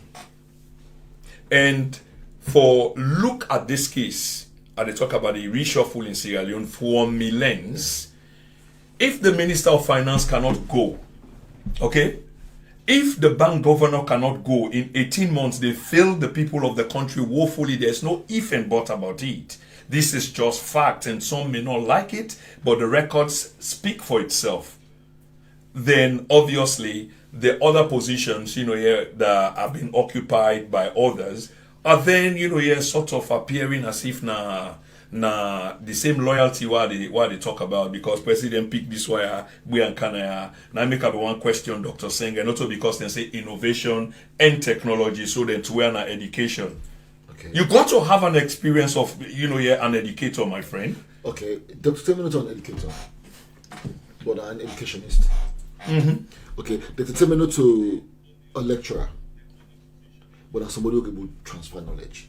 And we don't see the within the DST, we don't see that program where it proved. We don't see waiting. We don't see small. Wait. Tell me about this DST, because again, now they are confused. They're not. I mean, this is all fine talk. No, it's not just fine talk, because what you've done now. Where the energy? For sustain that. Within the last within now, if you go into schools from 2016, you go find the school results. You go find the school all over the country. Within the system, you go find the school result, you go find how they do the last year, you go find the trend and this and that, whether there's books, whether there's this. So there's this platform that's been created, And it is a tool. It's the first in Africa, by the way. Only Sweden has it. It's a mapping tool for schools. And then there's this genome project you don't create in terms of crops, in terms of this. So tell me a little bit about the genome. The genome pool where it will tell agricultural produce within the environment, which kind of products will go grind and this and that, all that stuff in there. This is stuff you put together. And we look at it, well, money hungry, the money hungry, which kind of technology will come. But these are preparatory works for better tomorrow. I don't have an issue with that. I think with policies, neither do I. With policies, it's two-pronged. You have to deal with the long term and the short term. Because the short term is what keeps you in governance. The long term is what gives you a legacy. So every government need to understand, and they say it's two-pronged process. But the beginning of the road starts with the first step. Yeah, the first so step. they go jump over here, and that's what. Yeah. That's because it seems like we are all kind of scattered all over. That's all the over oversight. The place. Yeah. That's the oversight. It has to be. It's a two-pronged process. Bread and butter issues, and then the long-term structural issues. So if you will deal with the short-term issues first, and you will put up with them out, let it say small. They tell us say, well, they can't put a mouth. So then I'll put cow beef on a mouth. But I'm going to put cow beef. I'm going to put herring on a mouth for now because money not there for cow beef, but money there for herring. But if we work collectively, we will get cow. We will buy cow. We're all not going to eat. It's corporate. That's what government should do. If I talk to people there, I think they should be honest about where they're going, and that reduces attack on them. Because when you communicate effectively, you get less time for people to criticize you. When communication is not effective, then you get more scope for criticism. When you're not open with communication, you get more scope for criticism. When you hog information, people don't know where to go on. And people see what they're supposed to see, because most of these things are tangible. You have to see them by eye. Absolutely, and with people in everyday, I like to call it everyday people. Everyday people, then you for say today. Yes, yeah, and you for understand, you people them. You for understand them deeply, but there seems to be a kind of disconnect, between the people and the government, because they, always complain, and times are hard, because even the government has accepted, the economy is bad, and we struggle and we try for fix them. But had they done that earlier and primed the people, that would have helped. My question I want to ask is about the creation of the new ministry there, and the people that were put the ambassador them, of what relevance in terms of the time that we are talking about. I want to look in context. We talked about the economy earlier, and I was being critical of the economy, and for exact reasons. But you probably go think, say, if they are really relevant, and they talk about the positions created, because now money now they can go for run them places outside they come out during a difficult time there. But maybe they are equally very relevant. So the cost benefit outweigh that money we then get for Spain, probably both in the short and long term. Yeah. What do you really think? Let's take for instance the defense ministry. Yeah. I don't think there should have been a defense ministry, a defense minister. The president should already retain the minister of defense position and bring in somebody when a defense minister now and make us a deputy. So the president above, there's a defense department. There's a defense department. What they don't create under the president, under the office of the president. Again, you reduce on the wage bill, you reduce on the whole departmental issues. I think the government for them streamline the ministries them. I think the economic ministry is good. I think maybe Ministry of Works for them go. Then you add infrastructure and development to lands. So there's a kind of double standard here, and this is the point that I'm trying to warn. This is what I'm saying. Yeah. I think infrastructure for don't go. I think works for don't go. I think infrastructure and lands and infrastructure for don't day. Infrastructure and development for don't day. I think the environment ministry is a good ministry to be created. I think now SALONE for look for scrap all that chemical in the country. All the one they pull that bad smoke. We for look at where they burn first. We look at the kind of coal. We for look at all that stuff, and we for take the environment serious. We hopefully with the new minister of education, I for don't prefer more or less a science and technology education ministry than a ministry of education. I think say so the education will not come back into one fold and get one minister for taking care of all of education. Then you bring science, Ministry of Science, Innovation and Technology, as one as a ministry. We go get an oversight into education. We'll get an overlap into the Environment Ministry. In so doing, you create a platform there, because I think say Sierra Leone for become a green society. I think one of the beauties we Africa gets, and I hope we leaders will look at this. One of the beauties we Africa gets, we are so fortunate in the process where we did, because of that development, we can actually leapfrog development and go ahead of the Western world. With the technology being created now in the West, there's a lot of infrastructure challenges for them to put in place. Whereas but then with deficiency, by the way. Whereas technologically, whereas place like Sierra Leone, can go into 5G technology just like that. Is it not Botswana? There's a country in South Africa we get 5G. England will just be the country. There's a country in Southern Africa. Is it Lesotho? It's a small kingdom. It's a small kingdom. I think Vodacom. Okay. 5G. They run in 5G.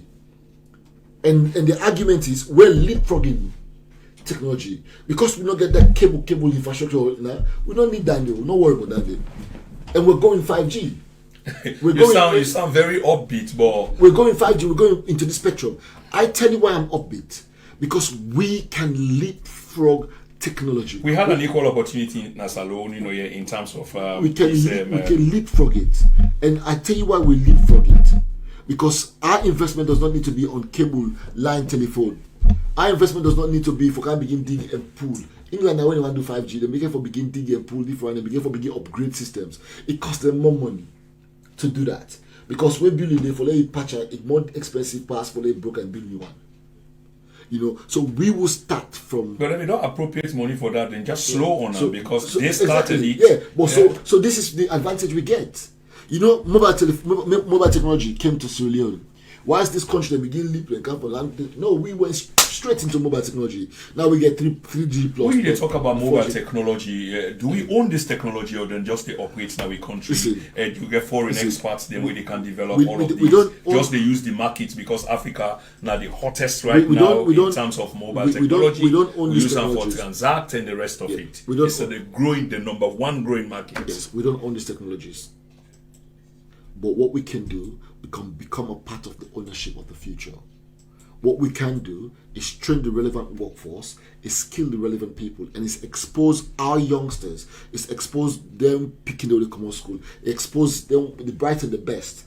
We send them into these programs. There should be, I will think there should be a government program where there's the talent spotters within the education system, where you talent people who get good education. But I think we must introduce technology from primary school. We must incorporate that into our education system, because once we do, we will leapfrog. I mean, one man gets so much faith in the leapfrog. We're gonna jump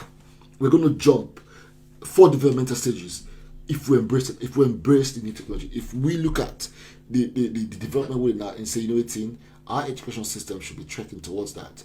We will do and just replicate within a Mao Zedong. That's over ambitious. It's doable. But we have a population of 7 million. All we need is take 50,000 students and talk to these countries and offer them to the world. But when you talk about the technology, it seems like it's just limited to cable network or mobile phones. No, I'm not just. I'm talking about AI, because that's the key. Artificial intelligence. That's the key. Let we meet up with Millennium Goal first, the 17 with the inside. Then we can begin. We can with the radical governance, with the bold system. We can, and I have this faith that we can leapfrog technology. We can. Let me sort out the economy first. You are absolutely right. If we make the right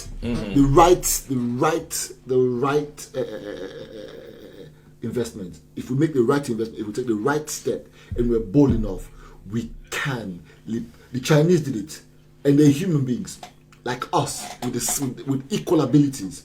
All we have to do is our leadership must be determined, because in Sierra Leone we get brain drain, we get youngsters, we're bright and brilliant. if they're at this part of the world, you know, I work as a for 6.5 years. You know, I work with so many young people. If they were in this part of the world, what they would have achieved would be phenomenal. And it's simply because I know what they achieve within that small space, so restrictive, and not having anything. Out of nothing, they make something. Like the Kelvin Does, like the Sengers. So you want to tell me, David Sengers, these are people who've they come up from Dotina Salone and gone into a system at the best places on the planet, and they've excelled. It is the opportunity. Now the question Nadia will ask you, so we not get Sierra Leone and we they out. Because not to that dobo, but we did not to that one we build the tractor alone. Of course, we get multiple one then we the outside there, but they don't go back home. So I think for they put back emphasis and create incentive, you know, for let them go back home and go apply them to my criticism of those who don't go back home are twofold. I criticize the people on the ground, I criticize the people here who don't go back home. When we go back home, we expect to find a ready-made job for us. So we're not willing to ready to make the sacrifice. When we go back home with an arrogance that I have come from the West. I got a qualification from the West or a degree from the West, so I should be at the top automatically. So I'll go for leapfrog now, based on waiting you just. So I should go back at the top automatically. That is the problem we get. And there's a resentment for the people in Sierra Leone who struggle, who've walked their way through the system, who've come up with the most difficult of circumstances, and they're hoping to hit that height, and then you come from nowhere and come and take it. So there's this clash of the diasporans. So that's why I'm not very optimistic, because we know this. So how do we overcome this? Exactly. So governments must create the enabling environment for that. Must create proper channel where those who go and take jobs from abroad are actually what the jobs they're taking, rather than being given because of political favor. And what Syrians must start doing is start becoming entrepreneurs and start becoming wealth creators, rather than going into Sierra Leone to siphon the little money that's within the government. Yes, I use the word siphon because that is what most of us do. We go, we want to expect to get a government job and live a big life, live a life that we've never lived before. What Sierra Leoneans must do and need to do is to go into that land and give the sacrifice, and to go into that land and say, you know what, we will create, we become wealth creators. We are skills and experience. We don't need the government to employ us. What we need is government to create the enabling environment, the level playing field for whether you're an indigenous, so whether they want to go no side and me will come. Not get that playing space, and that is what policy will do. That playing field, and we will come at diaspora. Live understand, say we will not get the birthright to get in a job in Sierra Leone above the one already. And the moment we understand that, this is a fundamental issue. Now, attitude deeply entrenched, embedded in we as a people. And if that mindset did not change, I remember Prince Kroma bring one ministry or parastatal change. Yeah. Which was quite relevant, whether they do the job where they're supposed to do. It was full of cronies. But the idea exactly. But the idea that people thought about it, now you they say so, now which we have an agreement on. But until we overcome the little thing in there, it will be very difficult for them to become these achievers, that we hope for, because we do have the talent. But again, if you go take that dope of Okomoyanda, you go and come out, by the time you don't study done, you know, say them country there, they get visa or opportunity for extra genius them, people the way they think, beyond this world, they make a fabulous offer to them, he's gone. And this has been happening, the brain drain that we're talking about. And that's why I said we forgot back to the Chinese model, what the Mao Zedong did, what the Deng Xiaoping did, what them people they do. And what they do, they send them best and brightest out into the world. But guess what they did? There were government policies that will force you to come back home and to give back. There's something to give back what that country has invested in you. There were government policies that. But there's a reason why. You see the difference between we and them. This is critical. These people are patriots. These people are nationalists. We are not. Poverty not get patriotism. We are not. No, it does. Poverty not get patriotism. It does. It bring people and come together. It always they make una tribal. Poverty has no patriotism. What poverty has is loyalty to the stomach.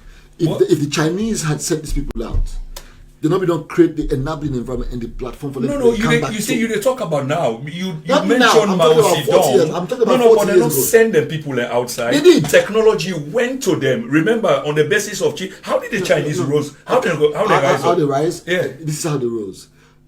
What the Chinese understood was middle-level manpower, not PhDs. No, not at all. They wanted PhDs. Not at all. So if they wanted, then they cannot do. They still will come out. They did. It was a two-pronged approach, but they mostly wanted they PhD. consolidated Dongdae. They wanted PhD, and they sent those who they wanted PhD. They wanted academics, and they sent the academic. They sent Chinese out for academia, and they sent the middle-level manpower to come and study and understand how technology has been done in the West. So what happened is when technology been already there. All these Western enterprises, multinationals were there. It was they developed anything and they're not missing and also it was Deng Xiaoping after the Reagan visit. It was Deng Xiaoping after the Reagan visit. We opened the Chinese market to Western companies and stuff. It was Deng Xiaoping. No.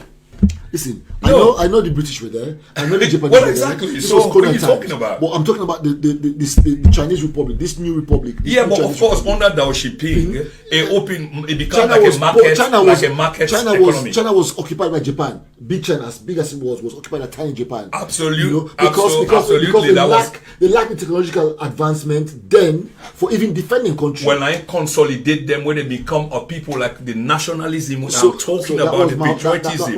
That was the march of the Red Army, Mao Zedong. That sort of bring them together. How do you think Mao Zedong revolutionized the entire China? Because what Mao Zedong done was, you and I know what he did. We don't need to talk on a platform massacred almost 100 million people there. You see the art of war. The massacre of how many million people there? Let's not talk about that. The art of war. Now look at the benefit today. The rest of history. Yes, the rest of history. What we talk about now? What Deng Xiaoping did, and how he sent the Chinese out. He sent young Chinese out into the West. Then can land. Then go back to China. But then what the Chinese then go do it's called skills transfer. Then they can land. Then go train Chinese there. And what the Chinese do, they restrict them people that don't land for camp.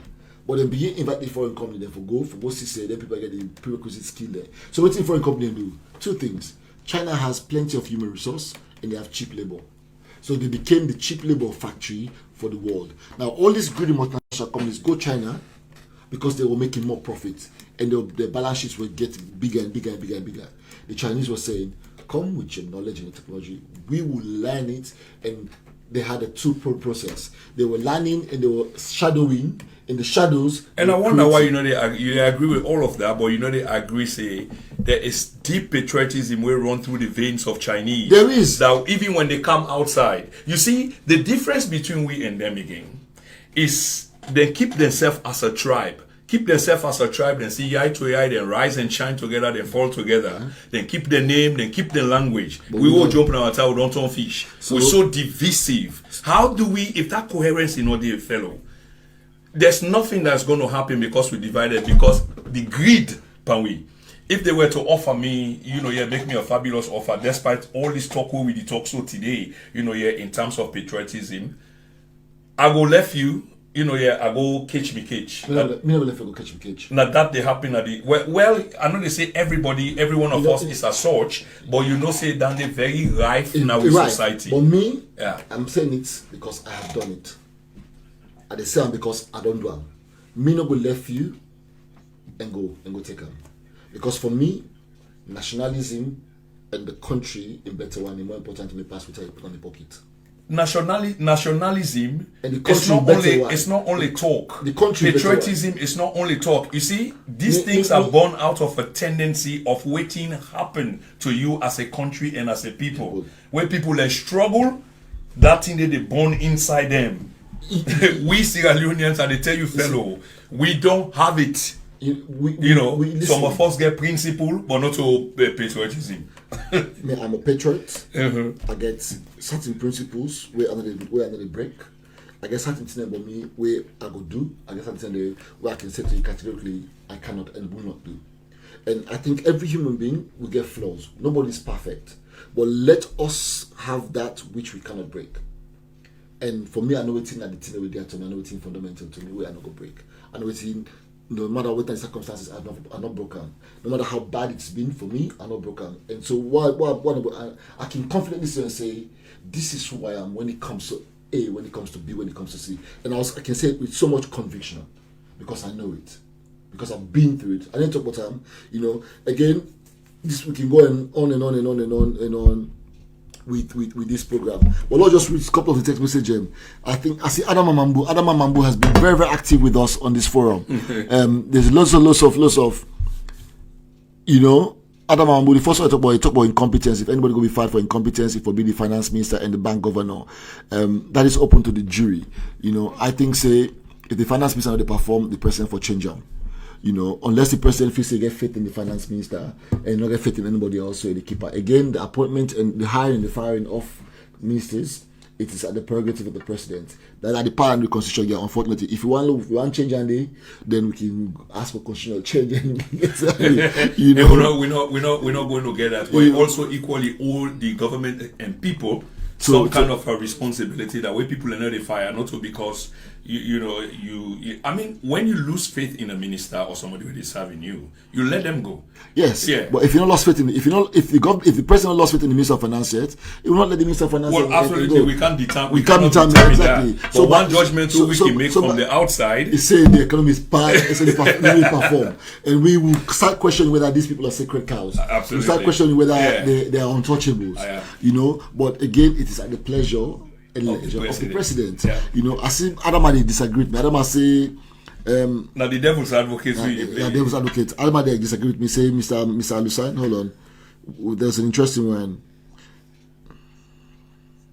There was a very say Mr. Alusine, so you have so much confidence in this government. It is a pity. All they say is all lies and blame game.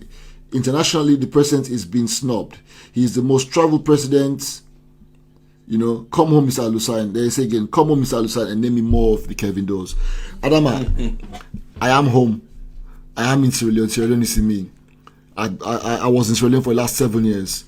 I only came back to the UK about less than a year ago. Adama. So I'm supposed to be this SALONE, and I go back and forth in SALONE. I am involved in Sierra Leone. Sierra Leone is who I am. It's in my vein, and I'm a Sierra Leonean, born and bred, thick and through to the vein. So again, but the question is, I can tell you there's plenty of Kevin Does in Sierra Leone. I know plenty of Kevin Does in Sierra Leone. I know plenty more Sengbers in Sierra Leone. I know plenty more young, brilliant, talented people then, because I worked with them across different industries, across different sectors. We're involved in technology, we're involved in arts, we're involved in sports, we're involved in music, we're involved in politics, we're involved in legal, we're involved in architecture. I know the Edmond Nunes. I know there's loads of them, trust me, within Sierra Leone. All we need to do for create the enabling environment for we succeed. Sierra Leone get very, very good human resource pool. We get very, very talented people. Even with the failed educational system, they are good people. If the educational system will destroy fantastic people there, but even within that bad system, there are very, very good people who can come. Not 7 million people will be brilliant. Not 7 million people will be geniuses. Not 7 million people will be innovative. It's never going to happen. But when you have a 93% failure, all you need is that 7 million. You need 70,000, 100,000, 70,000 for being innovative, for being creative. Problem. If you have 70,000 creative Sierra Leoneans, that is 0.7%. Just of that 7 million. So on a pro basis, I think say we will give the president on the basis of in reshuffle we do the education side, because I think say we'll forget faith in Dr. Tembe. Yeah, I think that's and I think that's some good, But I still think say this president need for look for cut the ministries are done by 5 or 6. Of course, I still think you want streamline the economy. You need for cut them down, and there's a way for let you cut them down. There's a need for let you cut them down. The chief minister gave a statement at Parliament where they asked a question which I thought was awful. It says, when they talk about say the economy, they perform this and that. It says, so the extra ministry of this government, what the president create, the extra position of the president create, now for delivery. His exact was delivery, now for deliver. So I'm thinking, for let you deliver, now 100,000 people you need for deliver, now more people you need for deliver.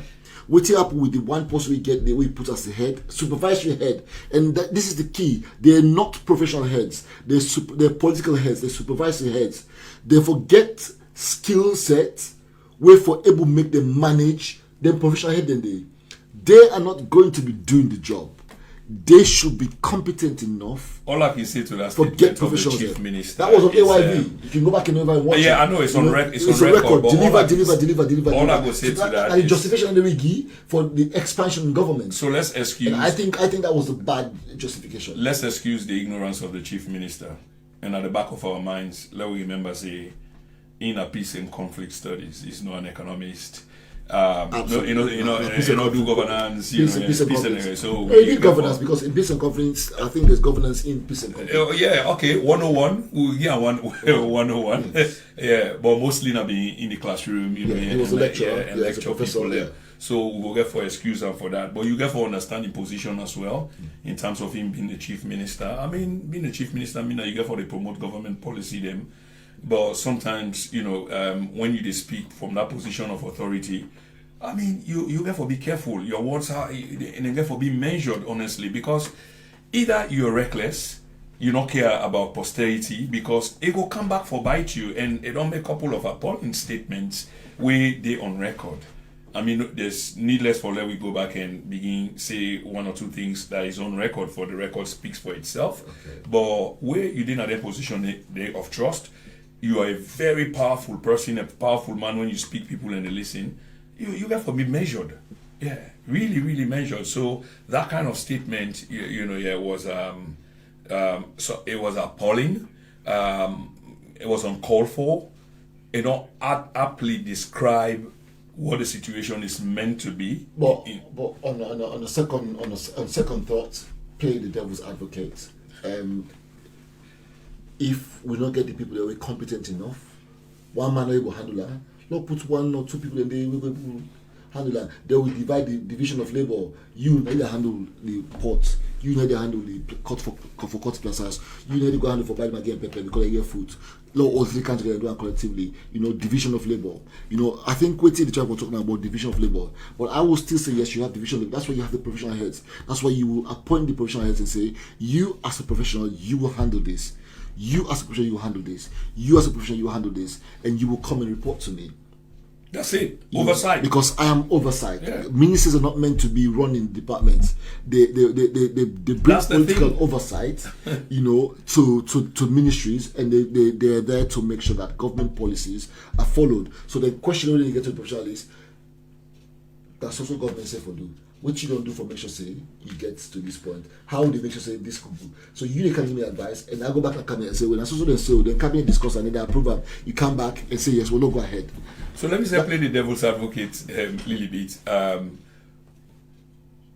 Probably over this period of 18 months, then we don't do some internal, reports, analysis, and then they try for play them out now, because after all, there is a huge possibility that when all this noise been happening in terms of the ground dry, which is true, the difficulties and the rest of it, I'm sure government not been asleep. I'm sure Jacob Jusu not been asleep. I'm sure the president must have spent sleepless nights thinking about the state of the economy and the state of his people. And because after all, when he was sworn in back 18 months ago, he took a solemn oath. And I remember one of the things that we say that he will be a president of all 7.5 million Sierra Leoneans them. And that was solemn, and you could see on his face there was a bit of a smile, where he tried for, kind of suppressed. But of course, the kind of feeling after all is human being. But above all, I sure say they've spent sleepless nights, like meetings, trying to see how best they can resolve this thing here. There have been many failures along the way. But the idea that you try is better than you don't try at all. So then they tried, Jacob tried, bank governor auction, 1 term, 2 term, 3 term, it's still no work, the team in there on the nosedive. Then you get saboteurs them as well, where of course their intention is to sabotage the government and the economy. Make sure that you fail, that it doesn't really work. All said and done, coming back to this new budget, hopefully, they don't do it as say just now. Of course, they will have done the due diligence and say, well, I'll try this again, because they're going to keep trying until somehow they get them. Again, when government just take over, it can take over 8, 9 months, 10 months before donor partner then begin, release. Then small thing, and they see government department then begin for really function. And the machine. Yes, the machine them and what have you, and it will take them a while as well, for sort of the transition process, because after all it was chaotic. Yeah, and that is due to the part of the SLPP. They not wait, for make the thing smooth. Where you go take over, they go take over from you.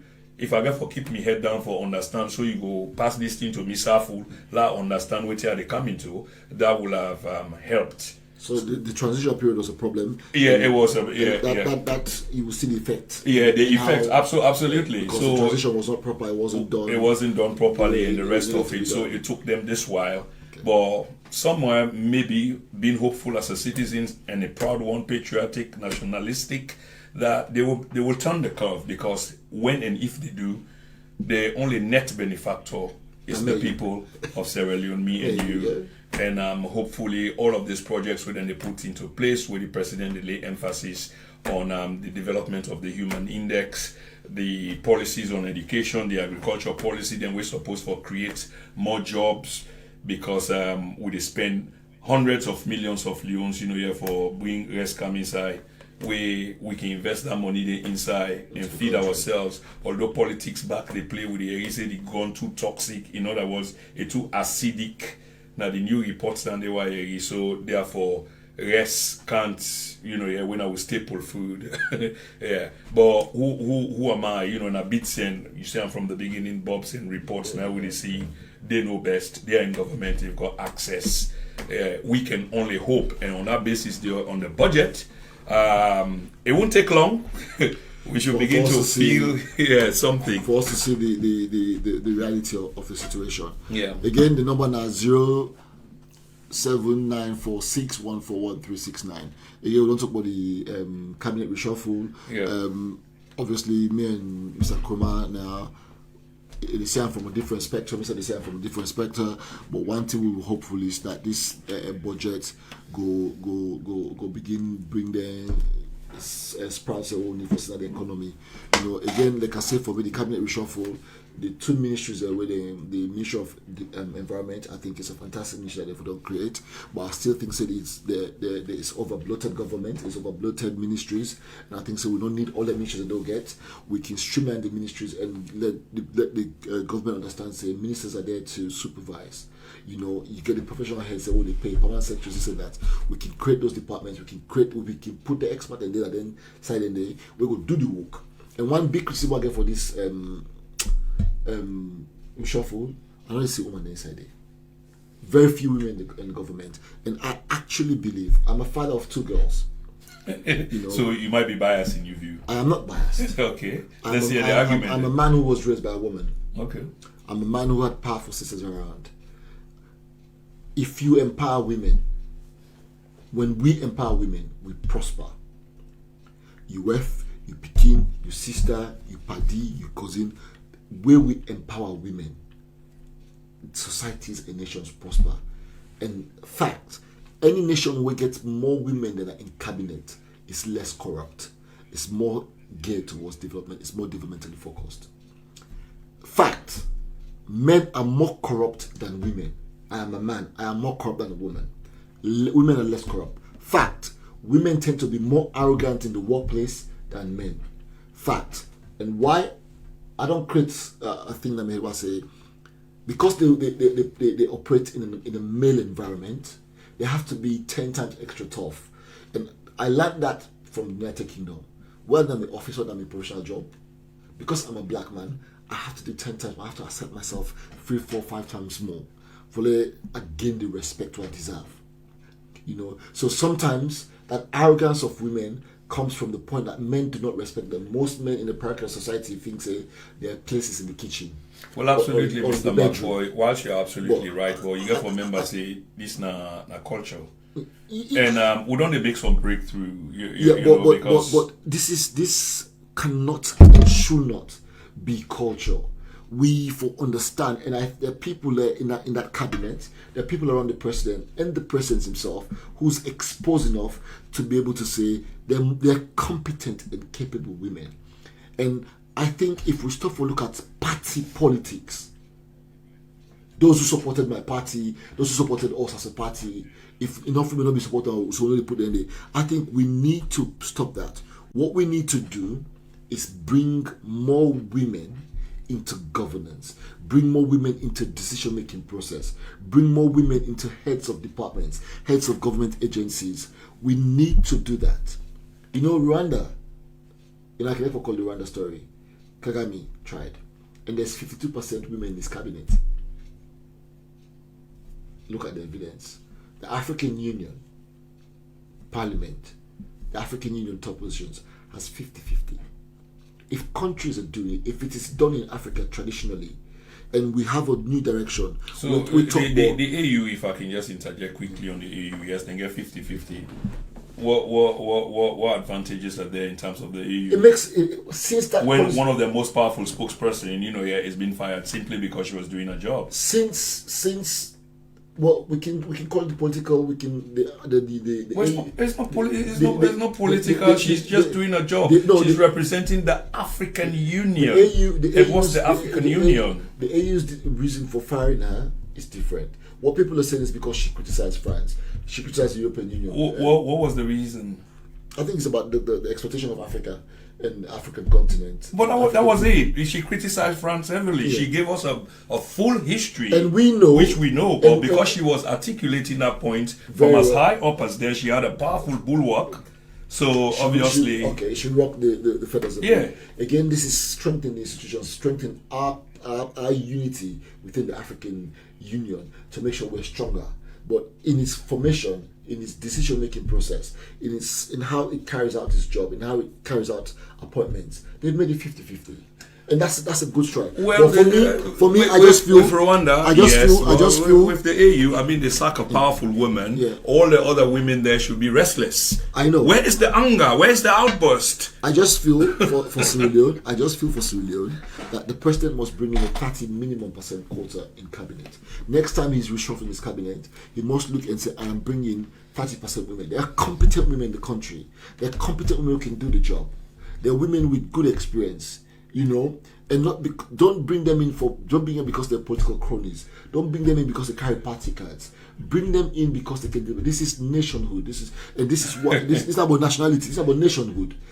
Bring them in. So until within the SLPP, they're not capable women there for coming to governance. Yeah, it is possible, but overall the country as a whole from other political parties. Because if you're not bringing them into governance, I'm assuming either SLPP don't get the capacity of women for deliver in governance, or we just a parochial society where we only look at women then. And but we are. That's what the record says. Yeah, I think you they ask here for some change. There has to be, and it has to be sudden and radical because it's happening, but it's been slow over the last 20 years. You can see there's been a rise. This is the second women. reshuffle of this government since they came into governance. Right. This is the second time they're reshuffling. So it's reasonable for say Mr. MacFoy because now on party line, so they not get competent. Because this is a question I'm asking to the SLPP. Do the SLPP have competent and capable women to become ministers? If they do, why have they not been appointed? Or maybe the president will answer that question in the next reshuffle. Yeah. So why have they not been appointed?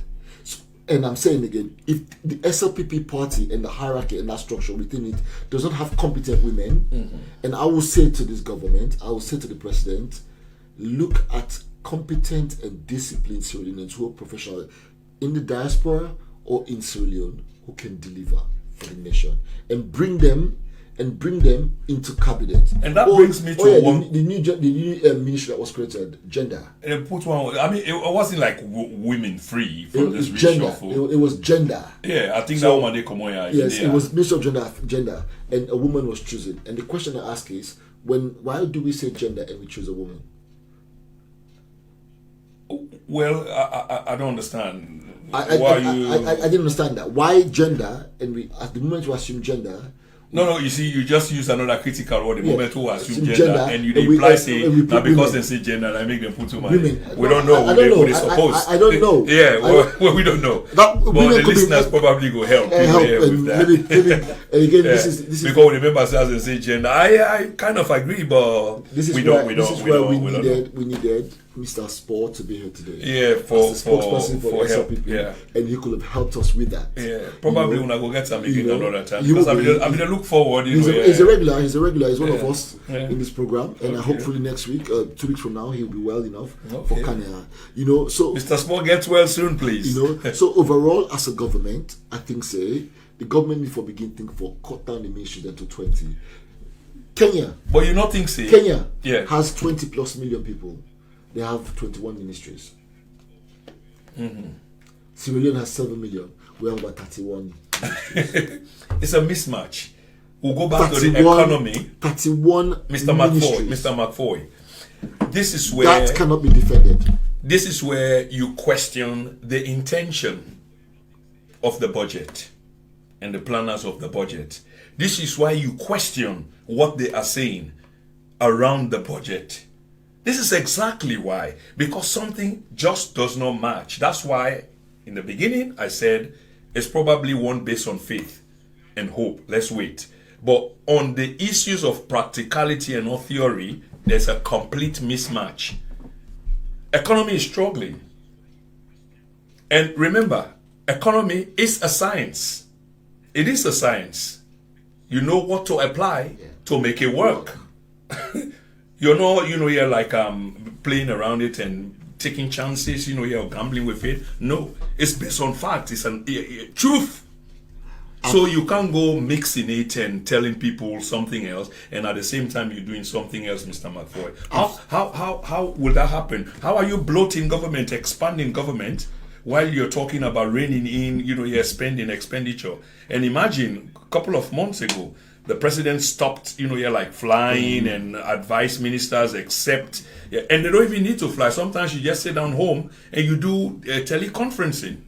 Yeah, I think that was a good coming back to reality on the part of the president to say, what, he recognized the criticism and he recognized that showed that he was listening. He was listening. That showed that he was listening. That's showing the economy is strained. So he scaled back his traveling, only essential. He scaled back on the traveling of ministers, which we have seen is visible. Yeah. There's actually been a huge scale down on that traveling. Yeah, and that saved government money. So again, that was a listening.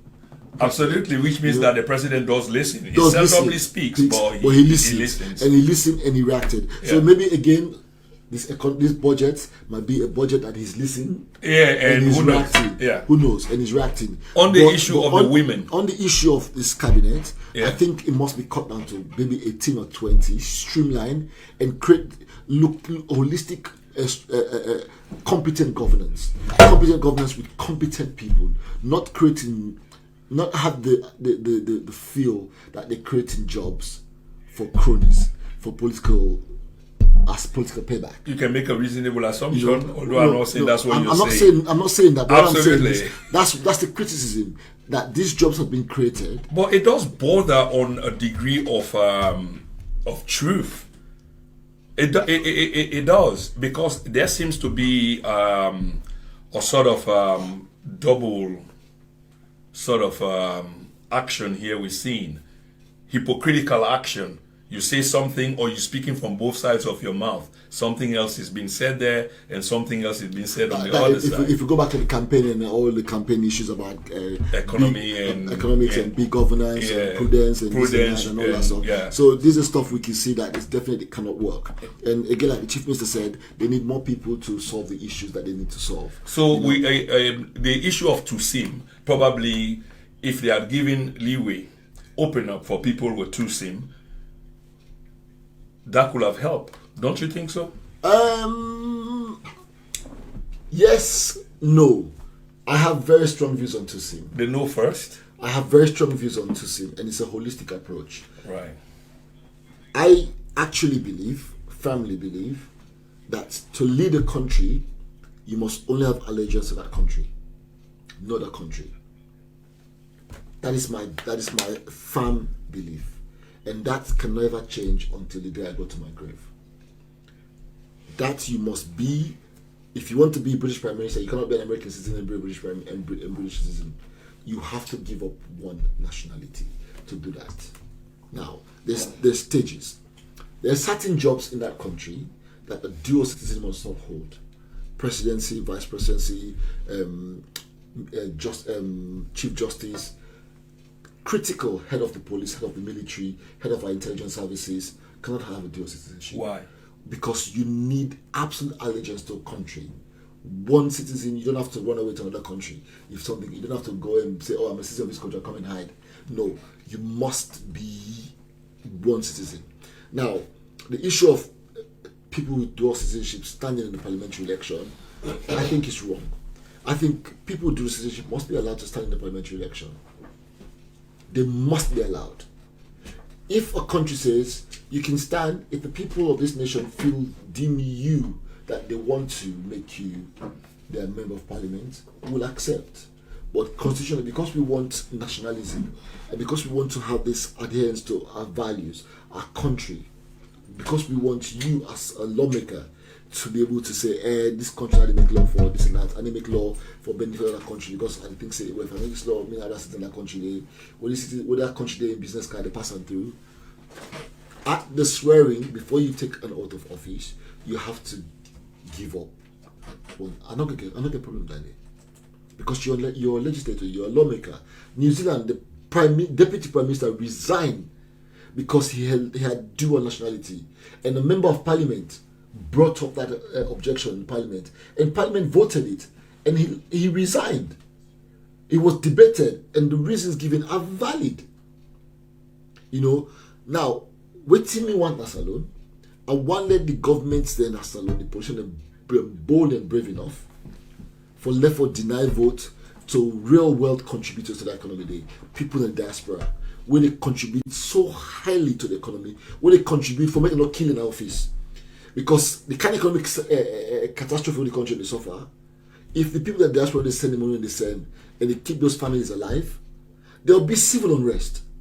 So government need to reciprocate that and give the right to vote for people in the diaspora, not by no choice of theirs, because they're running from terrible economic situation and finding better opportunities across the world. Let them give that right there for vote. But government will just grab on your own and give them the right to, because people in need for leverage. But we are complaining.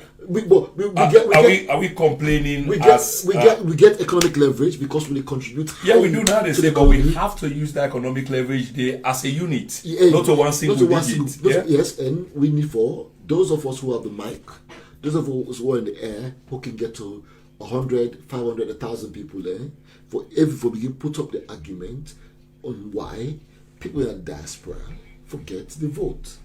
Votes can be cast in embassies.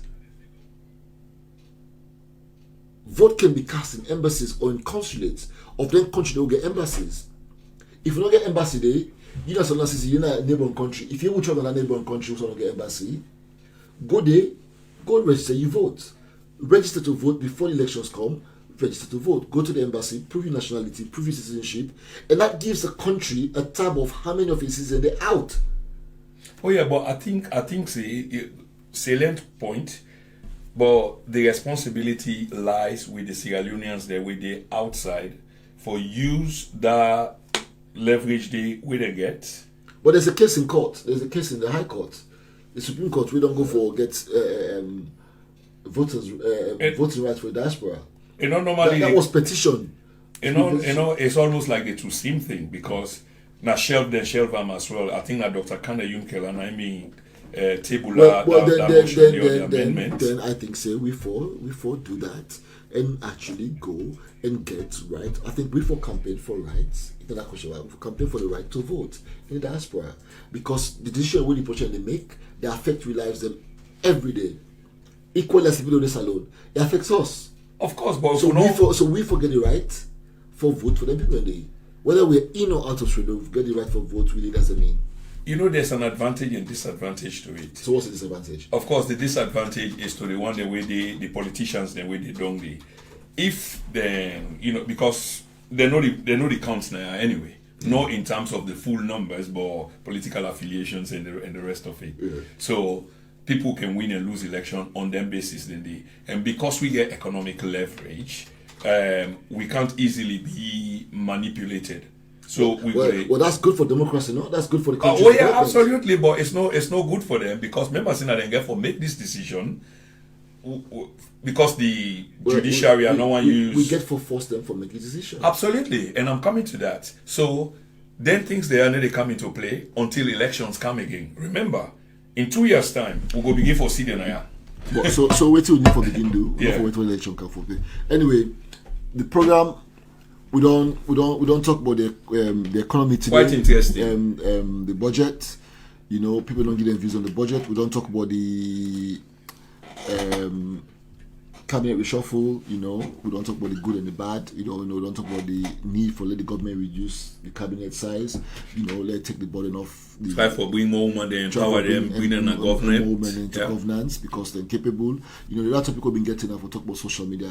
Well, end up being Mr. Sport. In topic we will talk about today, and I understand the issues of the social media, but now we're out of time. But wait, just critically for 2 minutes, talk about social media and summarize. Let me say, go talk about social media and summarize. All I know about social media is of course, it's a good thing and a bad thing.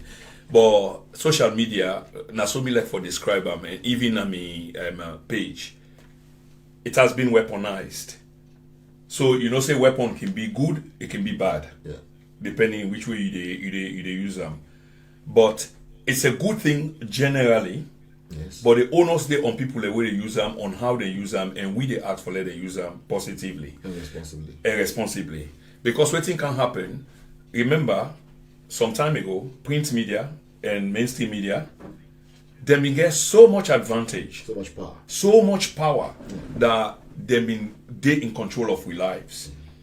With social media, the advent of social media, this is complete freedom that they've given to people like us. A completely different platform in which there is so much independence that at the tap of a button, you are live, you know, here to the world, and you're offering your opinion to the world, and you can even invite others. So I think it's a good thing. It can influence others. Look like what we're talking about today. There are thousands of people who are going to watch this at some point all around the world. That I can assure people of. And what we've been saying here is so important through the innards of social media, and it's a kind of web. So we're all sort of connected, and I think so for keep this. So now the good side and the bad side and how we use them. If we use them in the positive, it can yield good fruits. Some people can use them in the negative way, not divisive subjects, and they talk about or how to divide people, which is no good. You can use this because you can use that for express yourself. But express yourself in a positive way, especially when you try for unify people. Not use them in a local way, the knock pot cover, and you know, in a way where you speak to only one set of people. You go and speak to a general public, people of different shade, different character, different religious background, different political affiliation. These are short now the kind of elements in the way social media contain. And social media now the future, by the way, and Africa now the teaming ground for social media. Una, thank you. Again, if I'm gonna thank you, maybe I get for say about social media. I think say Mr. Kroma, I don't say most of it I get for say, but social media now a fantastic tool. Now a force for good. I think the misuse within social media, lack of education, lack of understanding, and I think rather than criticize social media, what we need for do, we need for educate with community and with people on the responsible use of social media. I not say politicians don't like social media. Most politicians don't like social media. They don't like because it gives people the freedom and it gives the information food. Yeah. You know, information is not controlled by one source. There's a lot of mishaps. There's a lot of havoc. Again, like what you say, weaponized. It's been weaponized. Some for good, some for bad. You know, and if used for the wrong thing, it's a very, very destructive tool. Yeah. You know, it kills, it destroys people, it destroys society, it destroys communities. If it's used in the right way, it's used for medical advancement, it's used for education, it's used for science, it's used for development, it's for economics, it's for trade. It's a fantastic tool. You know, like any tool is at this world, you get good side, you get bad side. If we misuse them, we get the downside of them. If we use them the right way, we get. So me, the argument about social media, I think it must stay free, must stay a platform that allows free speech. It's regulated.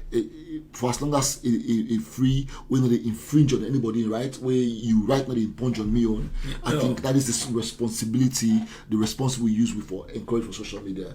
You know, and again with social media, there's laws within social media we most people understand. You know, absolutely, libel laws and criminal laws. If you think you go there, and we need to be careful. Even this the sending of images like revenge porn that will send you to prison for 7 years. You know, even trolling and all that stuff in the world they cost. Because now they see within the community, people they go on Facebook, they cost themselves.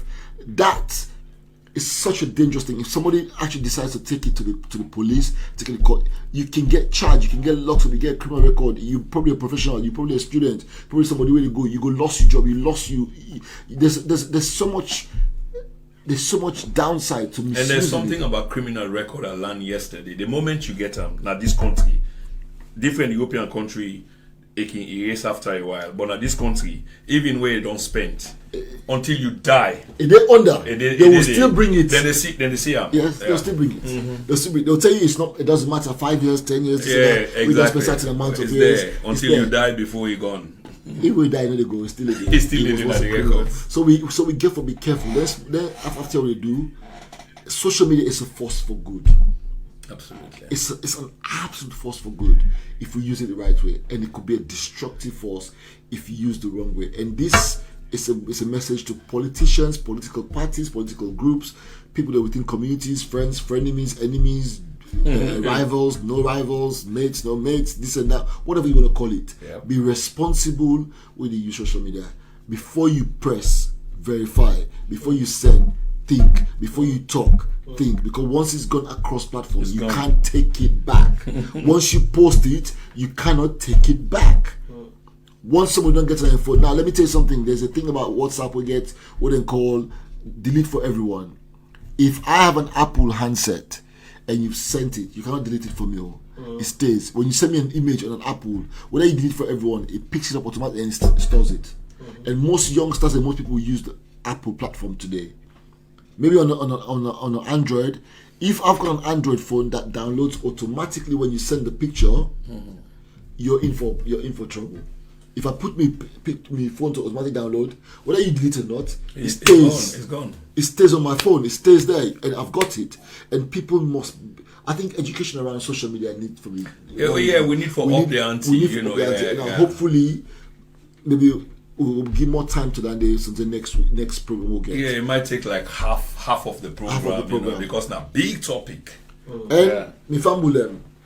We now always have Mr. Prince Kroma now. We are not saying the presenting show then and now. Not so. That's correct, sir. We now don't find Prince Kroma. We are not saying a man way.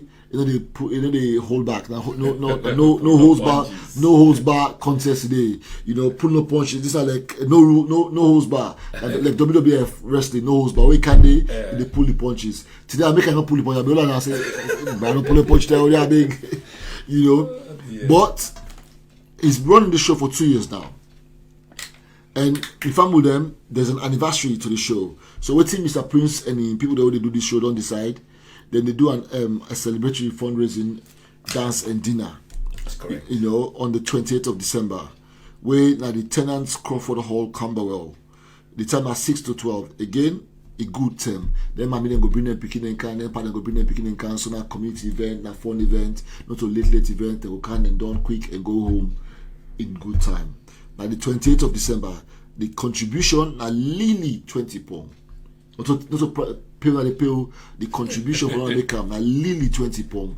And then for owner come, we give a small chop for it, give a food, give a drink. For the people that get for come merriment, dance and this and that, and small thing for put towards the money in community work where they do. Yeah. So the people there, local can support. December 28th, where the Christmas enjoyment done. Yeah, that's like for enjoy. Where Christmas enjoyment done. Yes, we all don't spend the money. We give them in the pocket.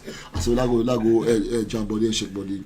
So local can support Mr. Prince on the second anniversary of Then and Now show, where they celebrate on the 28th of December at the Tenants Crawford Hall, Camberwell, London SE5 9NF.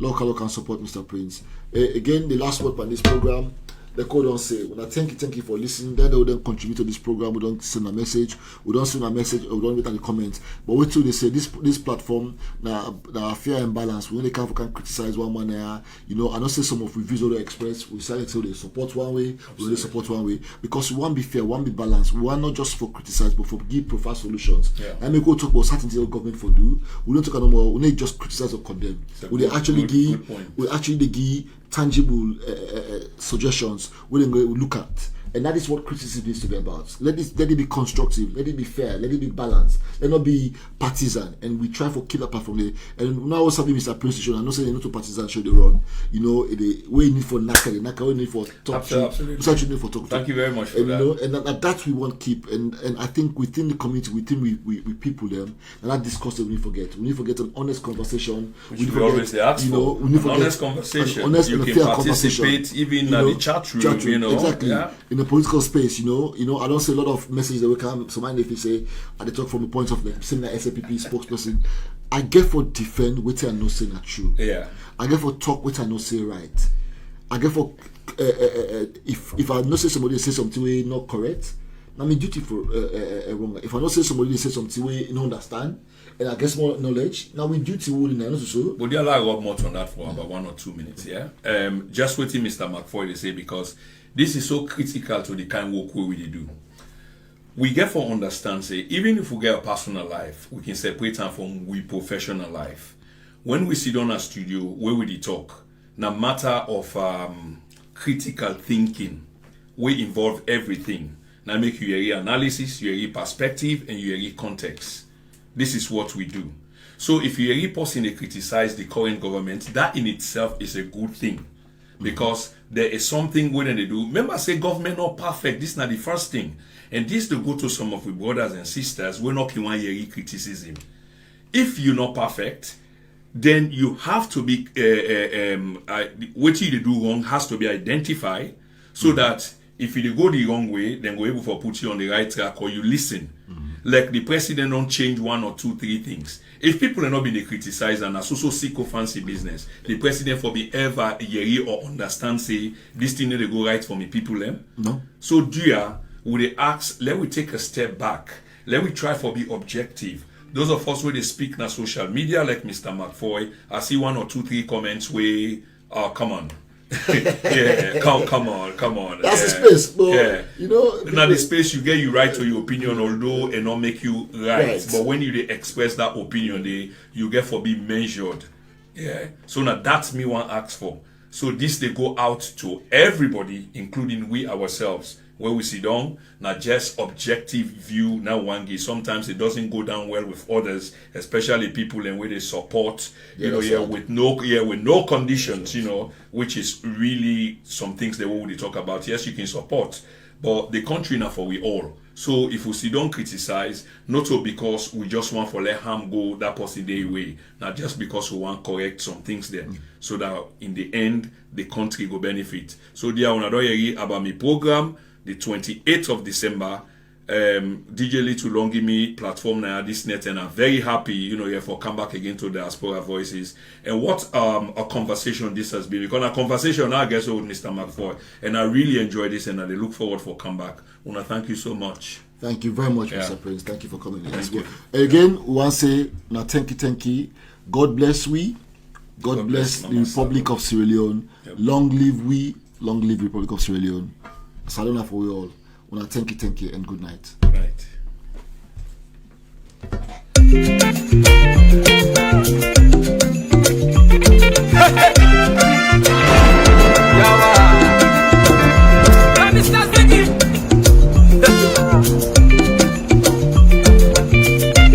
The sound sensation come from the nation.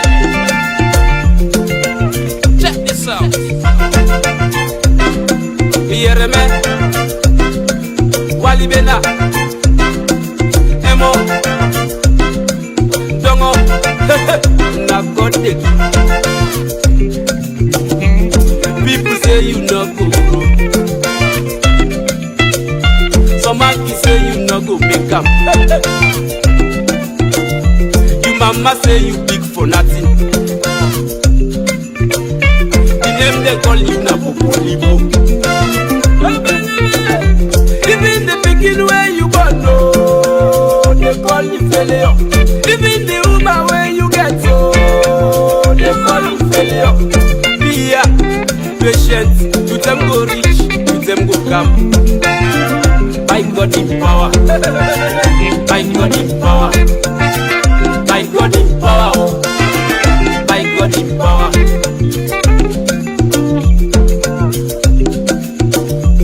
This year, this year, na then go shake. If they try, na then go fail. Then the scatter them, then the fire them, then the fire, fire. Tender, fire, fire. Wicked people, fire, fire. Tender, fire, fire. Every day, now I allow. Now big trouble,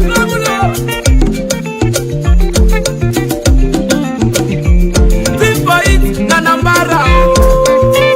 Now big trouble. Poverty, Mr. Big Man, poverty.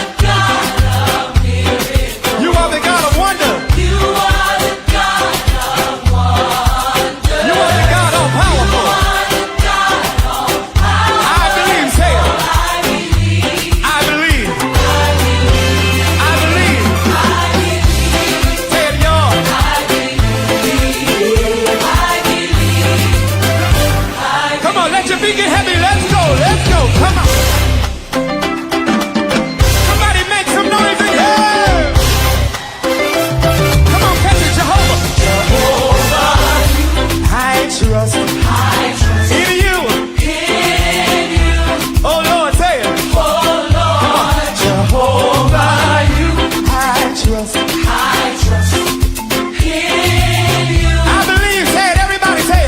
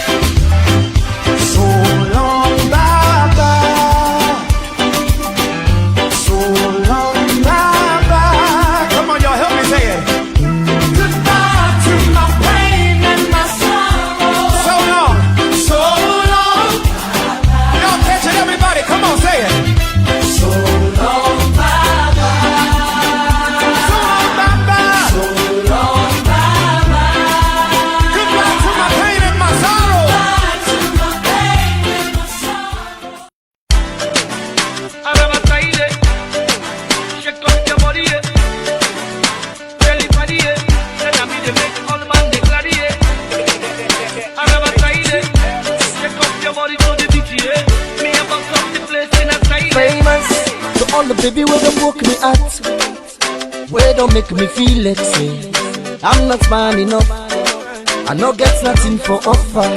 So all me party when look down on me, where don't make me feel like say my life no go become something, yeah. And they walked away. All the people who promise for help me, they say come office today, tomorrow, next tomorrow. The story not just the same, but I refuse to give up. I kept on hoping, I kept believing. Now everything don't change.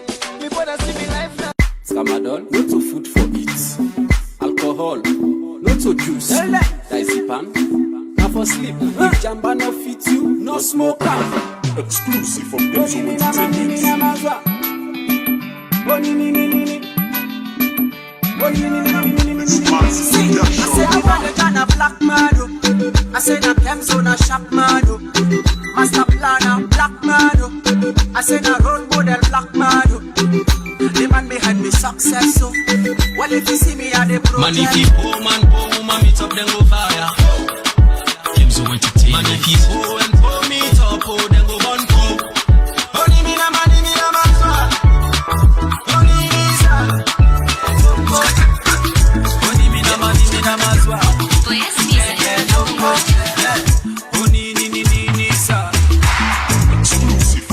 Family United presents Dinner and Dance, the return of Sekoba Bambino.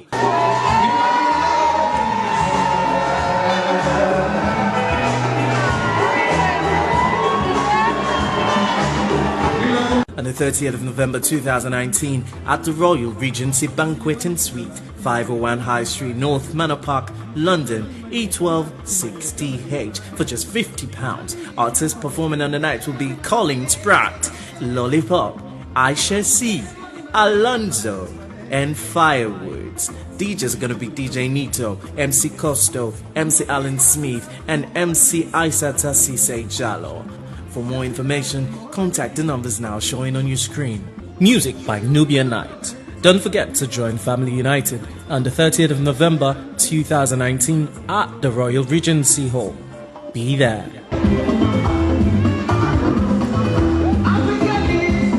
If you're having credit problems, I feel bad for you, son. 1,000 problems, but I can't rank one. Wills for sure got me back in the car. Leasing with my credit, I was like, oh man, forget it. Who would have thought I'd be accepted and more? But now I got the keys, I feel so pleased. All types of cars, Fiats, Minis, Renaults, you know, boom, boom, let's go. Wills for sure, car leasing for every credit score.